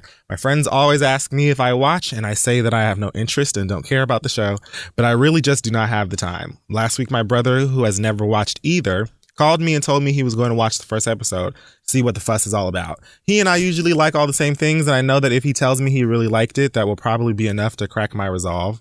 I should also mention that if I watch an episode, I'm going to have to binge watch. I'm a recovering TV addict, and the only way that I avoid watching too much TV is to avoid watching shows altogether. Damn. So I have successfully avoided Sopranos, Mad Men, True Blood, Downton Abbey, and whatever other shows everyone raves over. Me too. I've never seen any of those. I've only watched The Sopranos and True Blood, and honestly, you can watch like up to season 3 of True Blood and then stop. Damn. Because, yeah. So should I stick to my principles and focus on my baby and schoolwork and other things that I need to be doing, or should I give in to the peer pressure, guzzle the Kool-Aid, and be just like everyone else? Thanks, guys. I really love the show. Warmest regards, Cersei. How you gonna call yourself Cersei and not watch the show? You don't know what that means. You don't want to be Cersei, girl. Girl, you just got here. I'm just saying. You should have called yourself Arya. I mean, I agree. Can I just say that? I mean, well, the show next week is the season finale. Whew. Oh man, this last one got me, nigga. Oh, it got me. Before we even get into that, the show will be gone for like a solid year before it comes back for the next season, which I think might be the last one. So, and each season, this is season 7. Each season, no season is longer than 10 episodes. This one was 8. I think every other one was 10. So, I feel like you have enough time if you really just space it out a year to catch up. I feel like it's plenty of time. You just need discipline and you can do it. Right. It's not like... You could watch a season a month maybe and be totally caught up by the time Game of Thrones comes back. But it also kind of sounds like you're putting way too much thought into this. Or caring too much about what other people think. Because who cares if there's peer pressure to watch Game of Thrones? You could be like, nigga, I'm in school and I have a baby. I ain't got time for y'all's little show about dragons and white people and being filthy. What? I mean, I get it. That's how I got into Game of Thrones, because everybody was talking about it every time it aired. And I think I started when it was maybe season 2 was closing up. Mm-hmm. And everybody kept fucking talking about this show, and I remember watching trailers and just being like, this looks stupid. And I watched the first episode and then I was bored, and for whatever reason I kept watching it, and by the middle of the first season I was interested in the characters enough to keep watching, seeing where it went.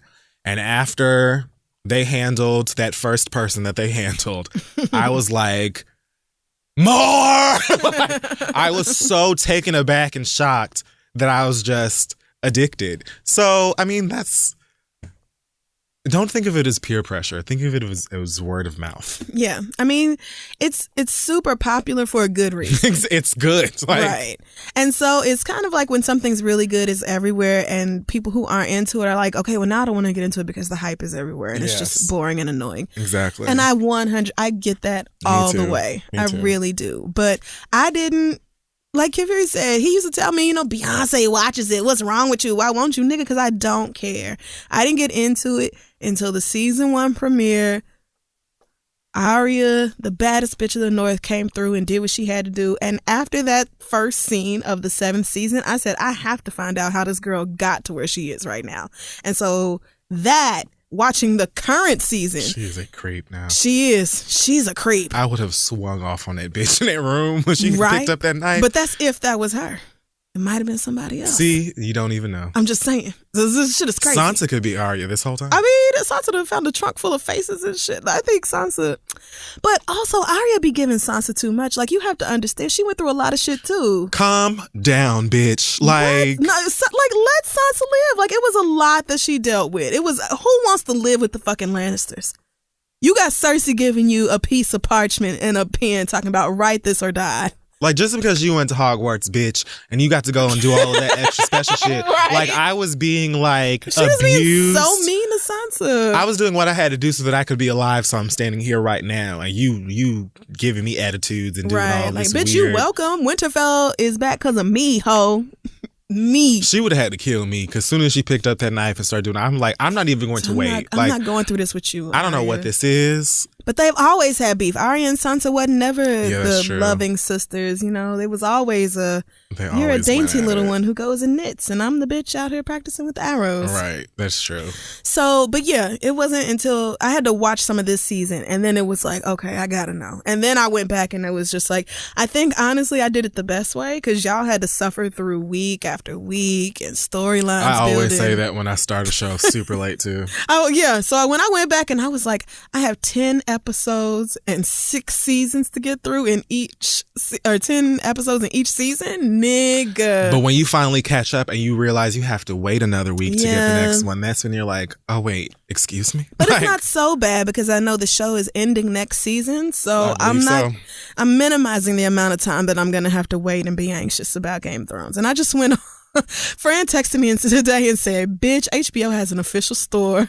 Oh, absolutely, yes. With all this merch, I bought dragon eggs. They have dragon egg bookends. Yes. I got a bunch of different shirts. I got some mugs. They got Insecure stuff too. They got We Got Y'all shirts. Oh, I got one of those. So yeah, I went on there and ordered everything. So yeah, I mean, do it if you want to. Again, if you want to wait till this season is over and then catch up gradually throughout the rest of the year and throughout all of 2018, you will have that time because it's not coming back for a while. So do that, but don't let it be because other people got you into it. I would say watch the season premiere of season 7, and if that don't pique your interest, you won't understand it. But if that don't get you interested, then fuck it. Just start from the beginning, girl. No, don't do that. Don't start from the dry ass, boring ass beginning.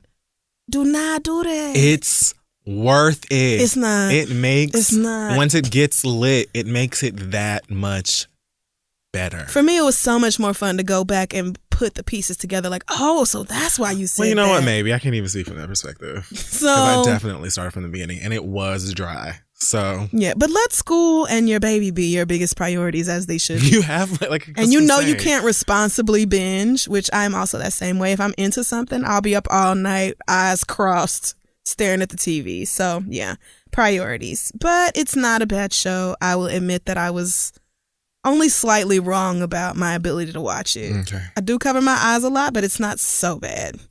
Our next question comes from Khadijah. I knew you was come to it. I knew it. The subject says, the girl I'm dating won't tell me she's pregnant. So she emailed too? She is Khadijah. Oh God. What if that was the girl? What if? That would be let me read so this. lit. There's a good chance both of them listen to the show. Okay, no, this isn't it.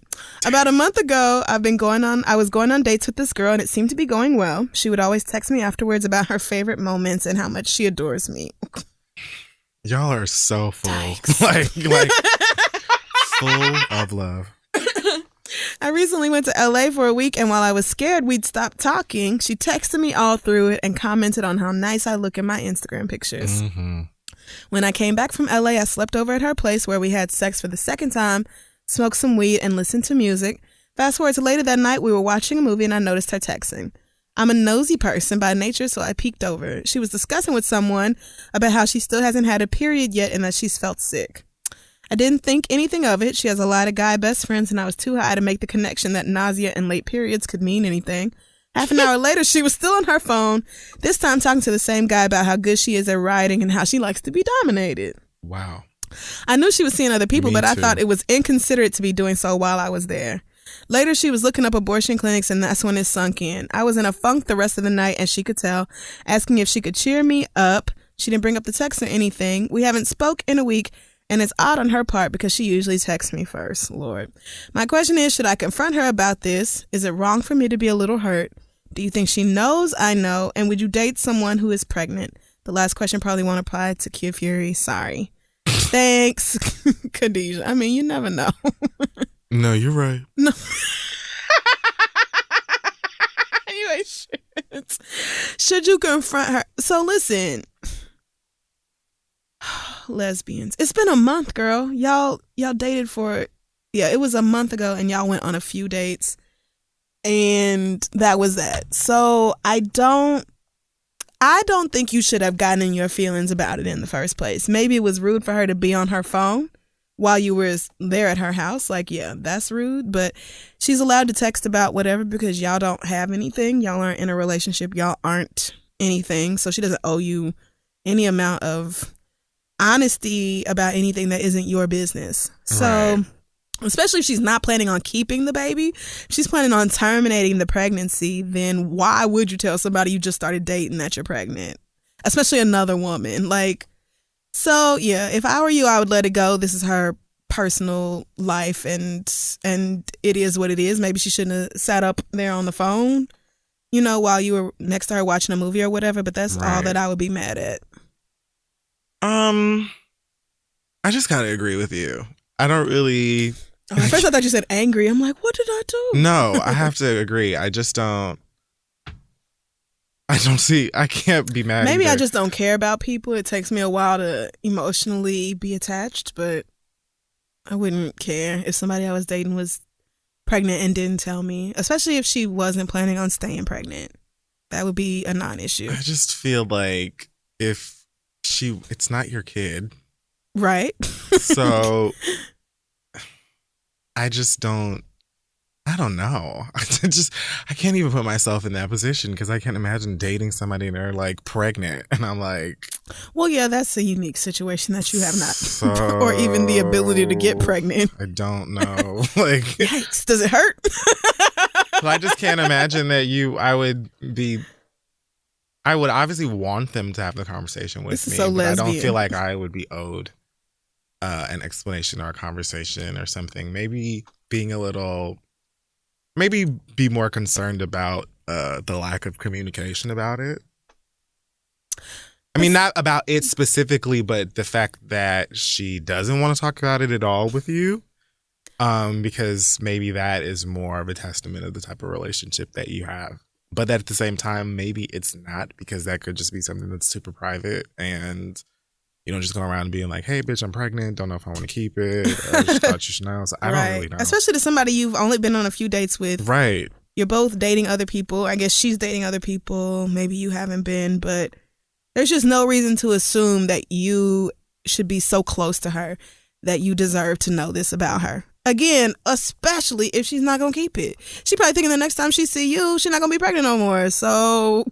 why even bring it up and go through all that? Y'all are not in a relationship. So. Yeah, just leave her alone, man. Yeah, just leave her alone about it. If it gets super messy, it's still early, or it sounds early enough for you to exit. But yeah, I don't see her being like... Although it sounds like you already have feelings. Which, you gotta love lesbians, man. You got to. You gotta love them. I have plenty of feelings for somebody else. Let it go, Khadijah. All right. So many options here. One of these is Beyonce in the title, so let's do that. Okay. It says, my wife and I have, we'll call him, a man with a wife. That's different. I know, right? Let's call him Marley. My wife and I have been married for about 5 years now, and we have a beautiful son together. Even after being together for so long, I'm still very attracted and very into my wife on a physical and emotional level. I'm not a selfish lover when it comes to our sex life. In fact, I'm very generous, and I genuinely enjoy giving when it comes to foreplay and fellatio. Oh, fellatio. Okay. I make a conscious effort to listen and respond to her body during the act of sex. I can be classic R&B or just straight. Okay, this is vulgar. All right. I'm ready. They get it popping. Okay. Is the point here. So my point or concern is that my wife no longer comes to the bed sexy anymore. She has a drawer full of super sexy lingerie, thongs, and gowns that she never wears anymore. Don't get me wrong. I don't want her to do this on a regular. I appreciate our regular black ass thug love making that we make while she wears her bonnet and I wear my do-rag. But occasionally, real black love. That's it. But occasionally I'd love to see her beautiful body in some sexy lingerie, and it just does a lot for me. You know, he says, as my nigga Future once said. Let's skip that. You had me. Don't do that. What are your thoughts on this situation and how should I approach it? I don't want to come off as an asshole and make this seem like our sex life is boring and it's just because of a tiny change that she just needs to make a change. Is there something I can do on my part to help this situation out? Is it me? Signed, a very loyal listener, and y'all are highly entertaining and inspiring. As a fellow dream chaser, I'm struggling with words today. Well, thank you. What's his name? We're calling him Marley. Marley. So Marley is in love with his wife. They've been together for about 5 years. They have a son together, and they fuck. But he just wants her to dress up in some sexy lingerie every now and then. I just feel like this is an easy fix. I think that you know, after 5 years of marriage and loads of sex, and it sounds like you be wearing her ass out. I assume both of you work. She is in that phase now where she's comfortable to just have on, you know, a little t-shirt, I guess, with no bra and her bonnet. Or she's like, I'm running around after a kindergartner. I'm fucking tired. Oh my God, just exactly. And I'm here, nigga. The pussy's there. I'm, you know, willing to give you some pussy. We can do this. But all of the costume and, you know, putting something in my hair and the form in my hair or whatever. Like, I'm not wasting my form to go get in the bed. Exactly. So maybe what you should do is take the initiative. Maybe there'll be a day where you can get it home early before she does, if you don't already do that. I don't know. And, you know, get some roses and put some roses. Don't do that pedal all over the floor shit because you're going to have to clean it. You know, like that's. Don't do that. I'm not doing this with you. Pick it up. You know, just do something romantic and then take out the lingerie and like lay it out on the bed with like a sexy note. Yeah. You know what I'm saying? And like run a bath for her and say, you know, put this on after you get out or something like that. Right. Like lay it all out in a romantic, sexy way. Showing and it's very clear that this is what you want. Set it up. You can't always what expect. What does this have to do with Beyonce? Sorry, I just realized. Oh, it says the subject in the email says Beyonce once said, "Know that I kept it sexy. Know that I kept it fun." So she's not keeping it sexy or fun anymore. Not for him, apparently, or not often enough. And he's not selfish. He doesn't want this every single time. It's just an occasional thing. And he likes to see her body in some lingerie. So just make the effort. Do something sexy and romantic for her and lay out her lingerie and ask her to put it on and then get it pop. Like, think about how much better the sex would be then. If not only are you laying out the lingerie for her to put on, but you already done hyped her up and done something like a surprise sexy thing for her. Y'all will be up all night. I would say be super clear in that you are still incredibly attracted to her. It sounds like through this email that you are very vocal about how attracted you are to this woman. Physically and emotionally. Just make sure she knows it. But I would ask, you know, if this seems to be a recent change because you said she has a drawer full of lingerie. Plenty. So I would ask. He said lingerie, thongs, and gowns. Okay, so that sounds like teddies and all types of I was just going to say that. Exactly. So then my question to her would be, you know, babe, what's going on to where you don't want to wear these things anymore? Are you tired? Are you stressed? Are you overworked? Have you gained some weight, lost some weight? You don't feel good about your body no more? Like, what is it? You know, it could be a million reasons why a woman used to love, you know, lingerie and all that, and now she doesn't anymore. I would say maybe it's the baby, but that nigga's 5. So. Like, I don't think it's well, the baby, he didn't say that the baby is 5. He just said they have a son together. They've been married for 5 years. Oh, well, listen, if you had this child within the last year or two, she might still be feeling like, lot to do with it. Fuck is going on? This nigga just rearranged my guts. Like, literally, you had a baby in you and they rearranged your organs and shit. So. Yeah, if you have had that baby like recently, that may have a lot to do with it. Right. I still say, you know, try and do something sexy. I don't know if I would, you know, if you haven't had a conversation with her about that at all, I would say just try and do something romantic. And then once it's all done and everybody is sweating and tired and smoking, I just love that lingerie. I love when you put lingerie. It just does something to me. Like, make it very clear and explicit. I mean, if she has all this lingerie, then I would assume that y'all, like, she knows that. Right. But if not, like, make it very clear that shit turns you on and it's something for her to look out. But then if it's still, like, after that, if she's right back to her, you know, boy shorts or whatever the fuck, then maybe I would be like, so is there just a reason you don't like it? Because I love it. And I don't care if you Or maybe she's like, all that old shit is cheap. We bought all that when we were 21 and I'll get you some new ones. Had a $5 budget. Right. Like it could be a million things going on to where she doesn't want to wear that stuff anymore. So yeah, I think just a little conversation is all it takes. But every woman is not going to be Beyonce giving birth and then on Instagram in ruche dresses with titties and ass out. She loves the tits. I think she really loves being bigger. She is love with all about this body. Like... You can't tell Beyonce shit. She is really in love with it. My God, I love that it too. whole video. Goddamn. She just kept doing like that, leaning over so the cleavage is hanging out, and she got her like elbows together. But you ain't got to do too much work because they huge as shit anyway. They just now. busting, and now your ass is all big and round, and she's just. She loves it. She does. She's all about that body, but everybody's not going to react that way to pregnancy. So it may just be that your wife is dealing with that. But yeah, let us know how it goes. This next question comes from Brandon, who says, as a black gay man, I've avoided rap music for most of my life due to homophobic and misogynistic content. But lately I've been listening to more rap music and enjoying it. Kid Fury suggested 21 Savage's album. I'm surprised lately it's only gotten worse. Well, I was enjoying it until I got to a song where he used the word queer as a diss. I immediately in my mind tried to justify it like maybe he meant queer like weird. Right. And before I could finish justifying it, his voice in the background said, gay! The ad-libs are even worse. Niggas won't even let you have a fantasy, man. Right. So I'm just asking you guys to know how you listen to rap music and deal with this kind of shit. Do we just chalk it up to them being ignorant? Or being a part of rap culture? Has Amber Rose taught this nigga nothing? Please. Like that's where he's going to get it from. No, listen, Amber Rose is still working with him on like basic hygiene, keeping cleaning toenails clipped and that sort of thing. So she probably hasn't had time to get to homophobic and misogynistic content yet. But like, I don't trust her as a black woman, this has been my struggle with hip hop my whole life. Because there's never been a time that it was just like, wow, this really glorifies and uplifts me as a black woman. Right. Unless it was like a black female rapper. So, and even then, it's real iffy. But I was thinking about the other day with that goddamn Rake It Up. I'm like, why do I love... I mean, I know why I love it. It just sounds good.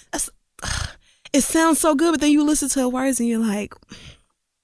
just gonna have to bop to it anyway, It's like, it's that struggle of, God damn, I wish y'all weren't so misogynistic. I wish y'all didn't hate women the way you do, or just feel like they can be used, or all they do is twerk and whatever else. But I don't know. I try to just take it for the entertainment value of it all, because I do like shaking my ass and pretending to rake it up and all that other shit. Like, I like doing that. And it's fun, I guess, when you feel comfortable enough in yourself to reclaim all that music and be like, I'm still black, this is still my shit. Yeah, maybe I don't totally agree with everything they say, but I'm still jig anyway. But it's hard. And I don't blame nobody who says, I just don't fuck with the not racist, but the misogynistic or sexist or homophobic, especially, content in rap. I don't blame nobody for staying away from it.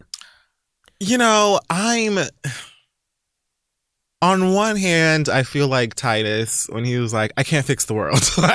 Because, when a song just sounds good, this is why so many rappers who can't even rap are super popular now, because it doesn't fucking matter that you can't rap. People have just accepted that something sounds good. This beat is great. The flow of the song is great as well. I like this song. You just need a beat and a catchy hook. You don't have to say you could mumble all over the track. As long as niggas can sing along with the hook. Please. That's really all that matters now, especially in hip hop. So, I mean, on one end, I think that I just roll my eyes to a lot of it. But as far as misogyny, I've always had like a problem with extreme homophobia in any type of music or wherever else. But the misogyny, I grew up listening to a lot of that shit. And so for me, it was just kind of a part of rap for a long time. But it's real. Like, I don't know if it's just me being older now or if it really is just worse or both. But I hear it way more now. It's you being older. Than I used to. Like, now I listen to a lot of the shit that these rappers be saying about women. And I'm just like, or what? Like, it's just right. Like, you love hoes and you love fucking and all of that. And that's cool. But some of the stuff that they say about women on songs now are so ridiculous. Like, it's like, or when you're making fun of men for their shitty behavior and you call them bitches or say that they're being pussy or whatever else, and it's like, I could have sworn you loved pussy. So why is it an insult now? You know, that's the sort of question that I have all the time when I'm listening to some of these lyrics. Like, niggas will use bitch as like an insult to men, like you acting like a woman. And it's like, well, wait a goddamn minute. You know, what's wrong with being a woman? It's just... for me, I just if I really love the song, like that damn Break It Up, I'll just deal. I've been doing it all my life. If I like the song, I like the song, and there are plenty of rap songs out that I love right now that have lines on them. Like that song Swang by Ray Shremmerd. There's a line at the end where I don't remember what the little boy's name is. Not the one who be singing on everybody's Swaley? song. No, that's not the one Swaley. Oh, then I don't know. Slim Jim? Slim? Don't do that. No, I think that's his name, Slim Jim. It ain't no damn Slim Jim. Whatever. The other one says, he has a line that says, I could have went to school to be a doctor, but I chose to drop out and be a baller or something like that. And I was just like, that is so depressing. And that's not even misogynistic. I just heard that and I was like, oh, God. The fact that you said that. Wow, it is Slim Jimmy. Slim Jimmy. There you go. God whatever. Damn. So I roll my eyes and I get right back to twerking. And is that problematic? Possibly. Definitely. But I don't know. The Lord's working on a song. But there are also plenty of songs now that I hear one line and it'll be so bad that I just hit skip and I'll never listen to it again. I don't know. Yeah, if your ignorance turns violent, then I can't deal with it. Yeah. But other than that, I'm just kind of like, well... Like, I can't remember what Future said, but he had a line about fucking a girl and shipping her right back to her country or something. And I was like... This is gross. Is she a cardboard box? Right. Like, is she what? Is she cargo, nigga? What you mean? You just gonna pack her? Did you have to pay for handling too? Like one of them barrels niggas send back home and shit? Like, what do you mean? Do you get free today? What?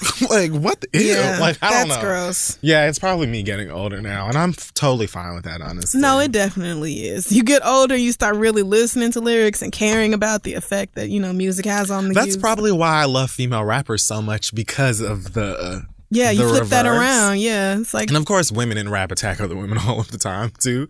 But it's completely different. I appreciate the use these niggas for what they got, and then move on with your life lessons that Trina has taught. I try to tell you guys, like that Trina has taught me from the beginning. Day one, since the beginning. Like, yes. So to this day. I get where you're coming from, Brandon, but really, we just kind of deal. We're used to it. We've been doing it for decades. We're pretty raggedy. So. All right. So I will do. Okay, think about getting older. Since I was talking about that. Okay. It says fake name, please. I know they listen. Well, we'll call you Palm. Like pomegranate juice? Like the juice. Like the juice? Okay. Yeah, Palm. All right. No, it's fine. I am 27 years old and a gay dude in LA. Took me a long time to find my gay group, but once I did, it was great. They brought me out of my shell and got me out of the house. We've been friends and constantly hanging out for 5 years. But I recently got busy with work and disappeared, as they like to put it. I have stayed away for a few months now because while I was gone for work, I came to the realization that we are basically human garbage. What? It is the same routine. Go out to gay bars, get wasted, act a fool, wake up, feel horrible, check bank account and weep, and then go to brunch and do it all over again. I don't see the problem. How do I tell them we should switch it up and not be a white gay LA stereotype? I am genuinely afraid they won't listen and that my only option is to find new friends. It has been really hard. They are wonderful humans, but it's more than routine and society pressures this community. Oh no, you're right. I'm sorry. Okay. The societal pressures this community has to face causes them to want to be seen and acting up every chance they get. I butchered that sentence. It's not what it says. Okay. Any advice on how to politely let them know it is no longer cute and we are in our late 20s? Thanks. I kind of feel like late 20s is still peak brunching, getting drunk. I still do. Yeah, that's... But I also understand being tired and not, always wanting to go out and get shit-faced Yeah. and then wake up and realize that you spent way more money than you should have. Yeah, no, that's also true. So maybe what y'all really need is a balance in between going out and having fun and doing the fucking most 6 days a week. So there should be like a happy medium there, maybe brunch once a week or once every 2 weeks. But I mean, 29 years old, 28, 27, whatever. Right. This age range, and, you know, people are feeling happy or confident or proud of themselves and they want to go out and have fun. That I don't think you're not going to convince too many gays to stop going to brunch. In LA? Or the Bitch, please. It's like asking New York niggas to not go to day parties. Please be serious. Get out of here. So yeah, I mean, maybe all you need to say is, look, I got to focus a lot more on work. I can't be getting trashed like that, or I need to save money in case I got to leave America with no notice because Donald Trump is a fucking asshole. You know, you could come up with a lot of different excuses for not kicking it with them so much, but maybe you just need to fall back a little. Like, they can be your friends, but you not do every single thing they do all the time. Right. And if you've been friends for 5 years, I think that they should be close to you enough to understand that you're just not trying to go out and spend crazy money and get fucking wasted all or as often. Like, if you want to be the guy who goes out and is like, look, I'm not drinking tonight, but we can go out and have a good time, they should respect that as your friends.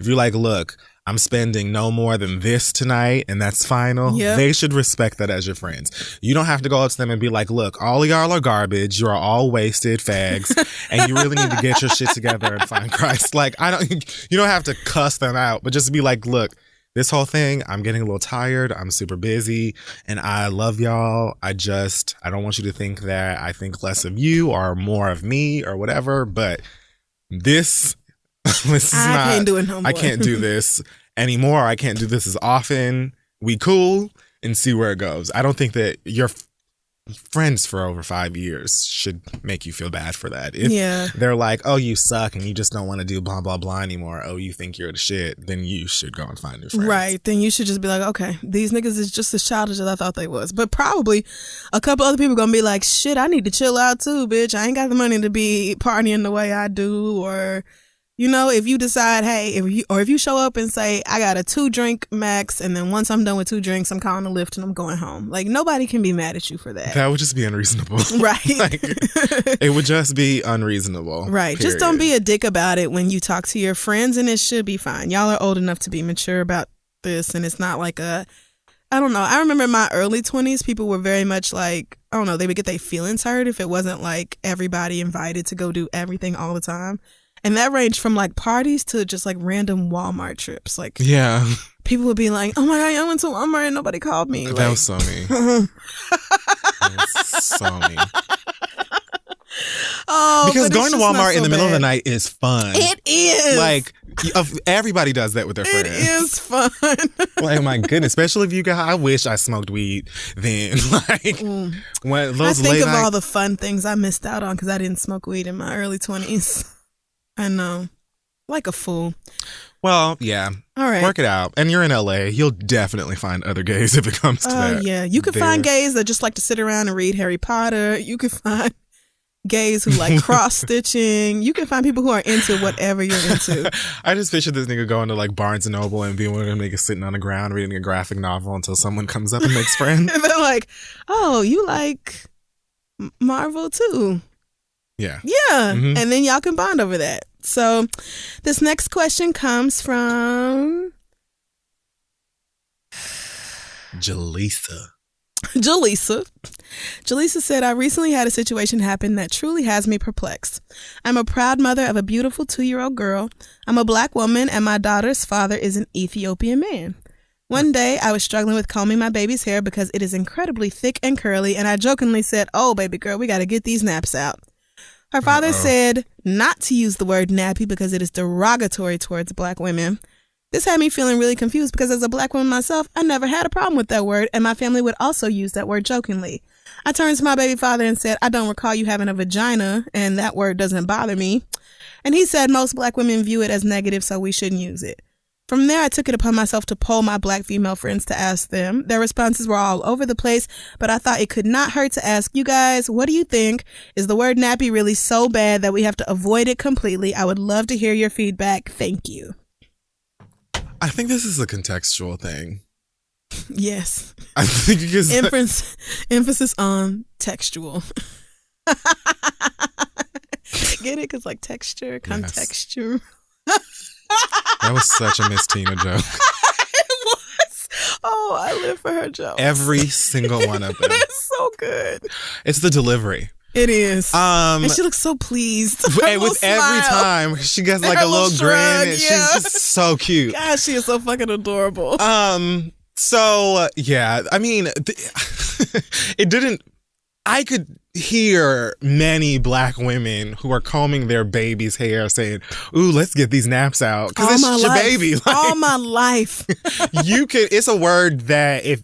Again, familiarity, family, all of that type of stuff, depending on the relations and the way that you're using it, doesn't necessarily have to make it offensive. I wouldn't just go and refer to somebody's hair as nappy that I don't know like that. Because that can get you cussed out. You don't know how people feel about it. Exactly. So this is complicated because the child's father don't like the word. Mm-hmm. And so there's way more to take in consideration. Because if this was like, your father or your brother or cousin or, you know, many other types of people, then I would just be like, if you don't mind your goddamn business. Well, it sounds to me like maybe your child's father grew up being teased about his hair. It's possible. Or having family members. Yeah, because a lot of black men act like they don't have hair issues, but it's no other reason for you niggas to be putting all that gel and pomade and shit in your hair and brushing it down for 45 minutes and then tying it down with your fucking bonnets. These new brushes. Niggas are dedicated to waves, and that's for a reason. Yeah. So I would not be surprised if he had his own hair issues. I haven't either. I've never found them sexy. I've never wanted them. I've never understood why niggas acted like that, but then also I just thought if you brushed your hair and waves came up, then that was just because you had wavier hair. I didn't realize that niggas was like manipulating their hair to make it look like that. Right. So when I realized that, I was like, y'all out here acting like black women got all the issues with perms and weaves and braids and all that, but you niggas is over here doing, you got a hair routine too, my nigga. So I would take that into consideration. It sounds like he probably is carrying some past trauma from being called nappy, or maybe his sister or his mama, something like that. But you also have to remember, like Kid Fury said, the context is different for everybody. And although I was told that I had nappy hair, like anytime one of my aunties or my mama or anybody would comb my hair, it would be like really more of a, why are you so damn tender-headed thing? Yes. Like, your hair is too thick for you to be this damn tender-headed. Look, that experience is no fun for anybody. Right. Like, nobody in that situation is having a good time. Nobody loves it. But I was never teased for my hair texture. Nobody ever made fun of me for it. In fact, people acted like I was different from other black girls, and other black girls would like ask me how my hair looked like that, or be like, oh, I'm so jealous that your hair looks like that, or whatever. So my experience with nappy is in the context of like family and close friends being very lovingly saying, you know, your shit is thick and nappy as shit, and we're gonna get these fucking naps out, you know, not of like being taunted for what my hair looks like. Right. So me using nappy, I'm coming at it with my experience and you're coming at it with yours, and so that's why you and your husband are having exactly. I would venture that you were never teased for having nappy hair, and he was, or his sister or somebody close to him was. So I would talk to him about it, like, you know, this is my child that I birthed. I wasn't trying to be rude with the whole you're not a woman thing, but like, this is my baby. Hair is something we're going to bond over. I'm going to be doing her hair for a very long time.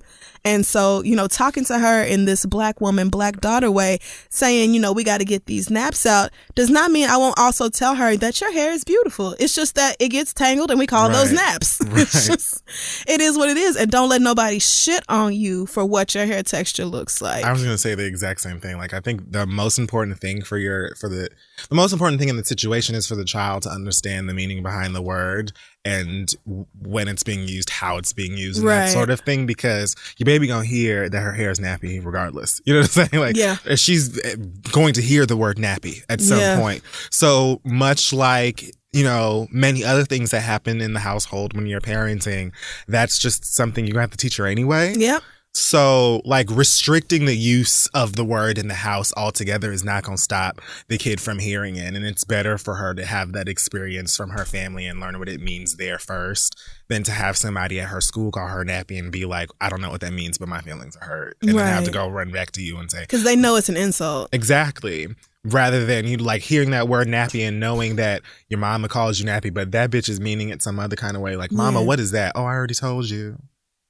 X, Y, and Z. Some people are shit. Right. So, yeah, I think that, just like you said, the husband is sensitive about it and probably for good reason and probably has a different experience with it than you do. And that's just a conversation that y'all need to have. Right. But you clearly didn't mean, oh my goodness, you're the worst child ever and your hair is disgusting. Right. Like, you're just not at all doing what every black mom does. Right. So talk to your husband about it. Maybe he'll understand the nuances of the black girl experience, but also keep in mind that, he's right. And in a way that means be mindful of how you talk to your daughter and make sure you're reinforcing that she is beautiful and her black is popping exactly the way it is. And she ain't got to change shit for nobody. Period. So.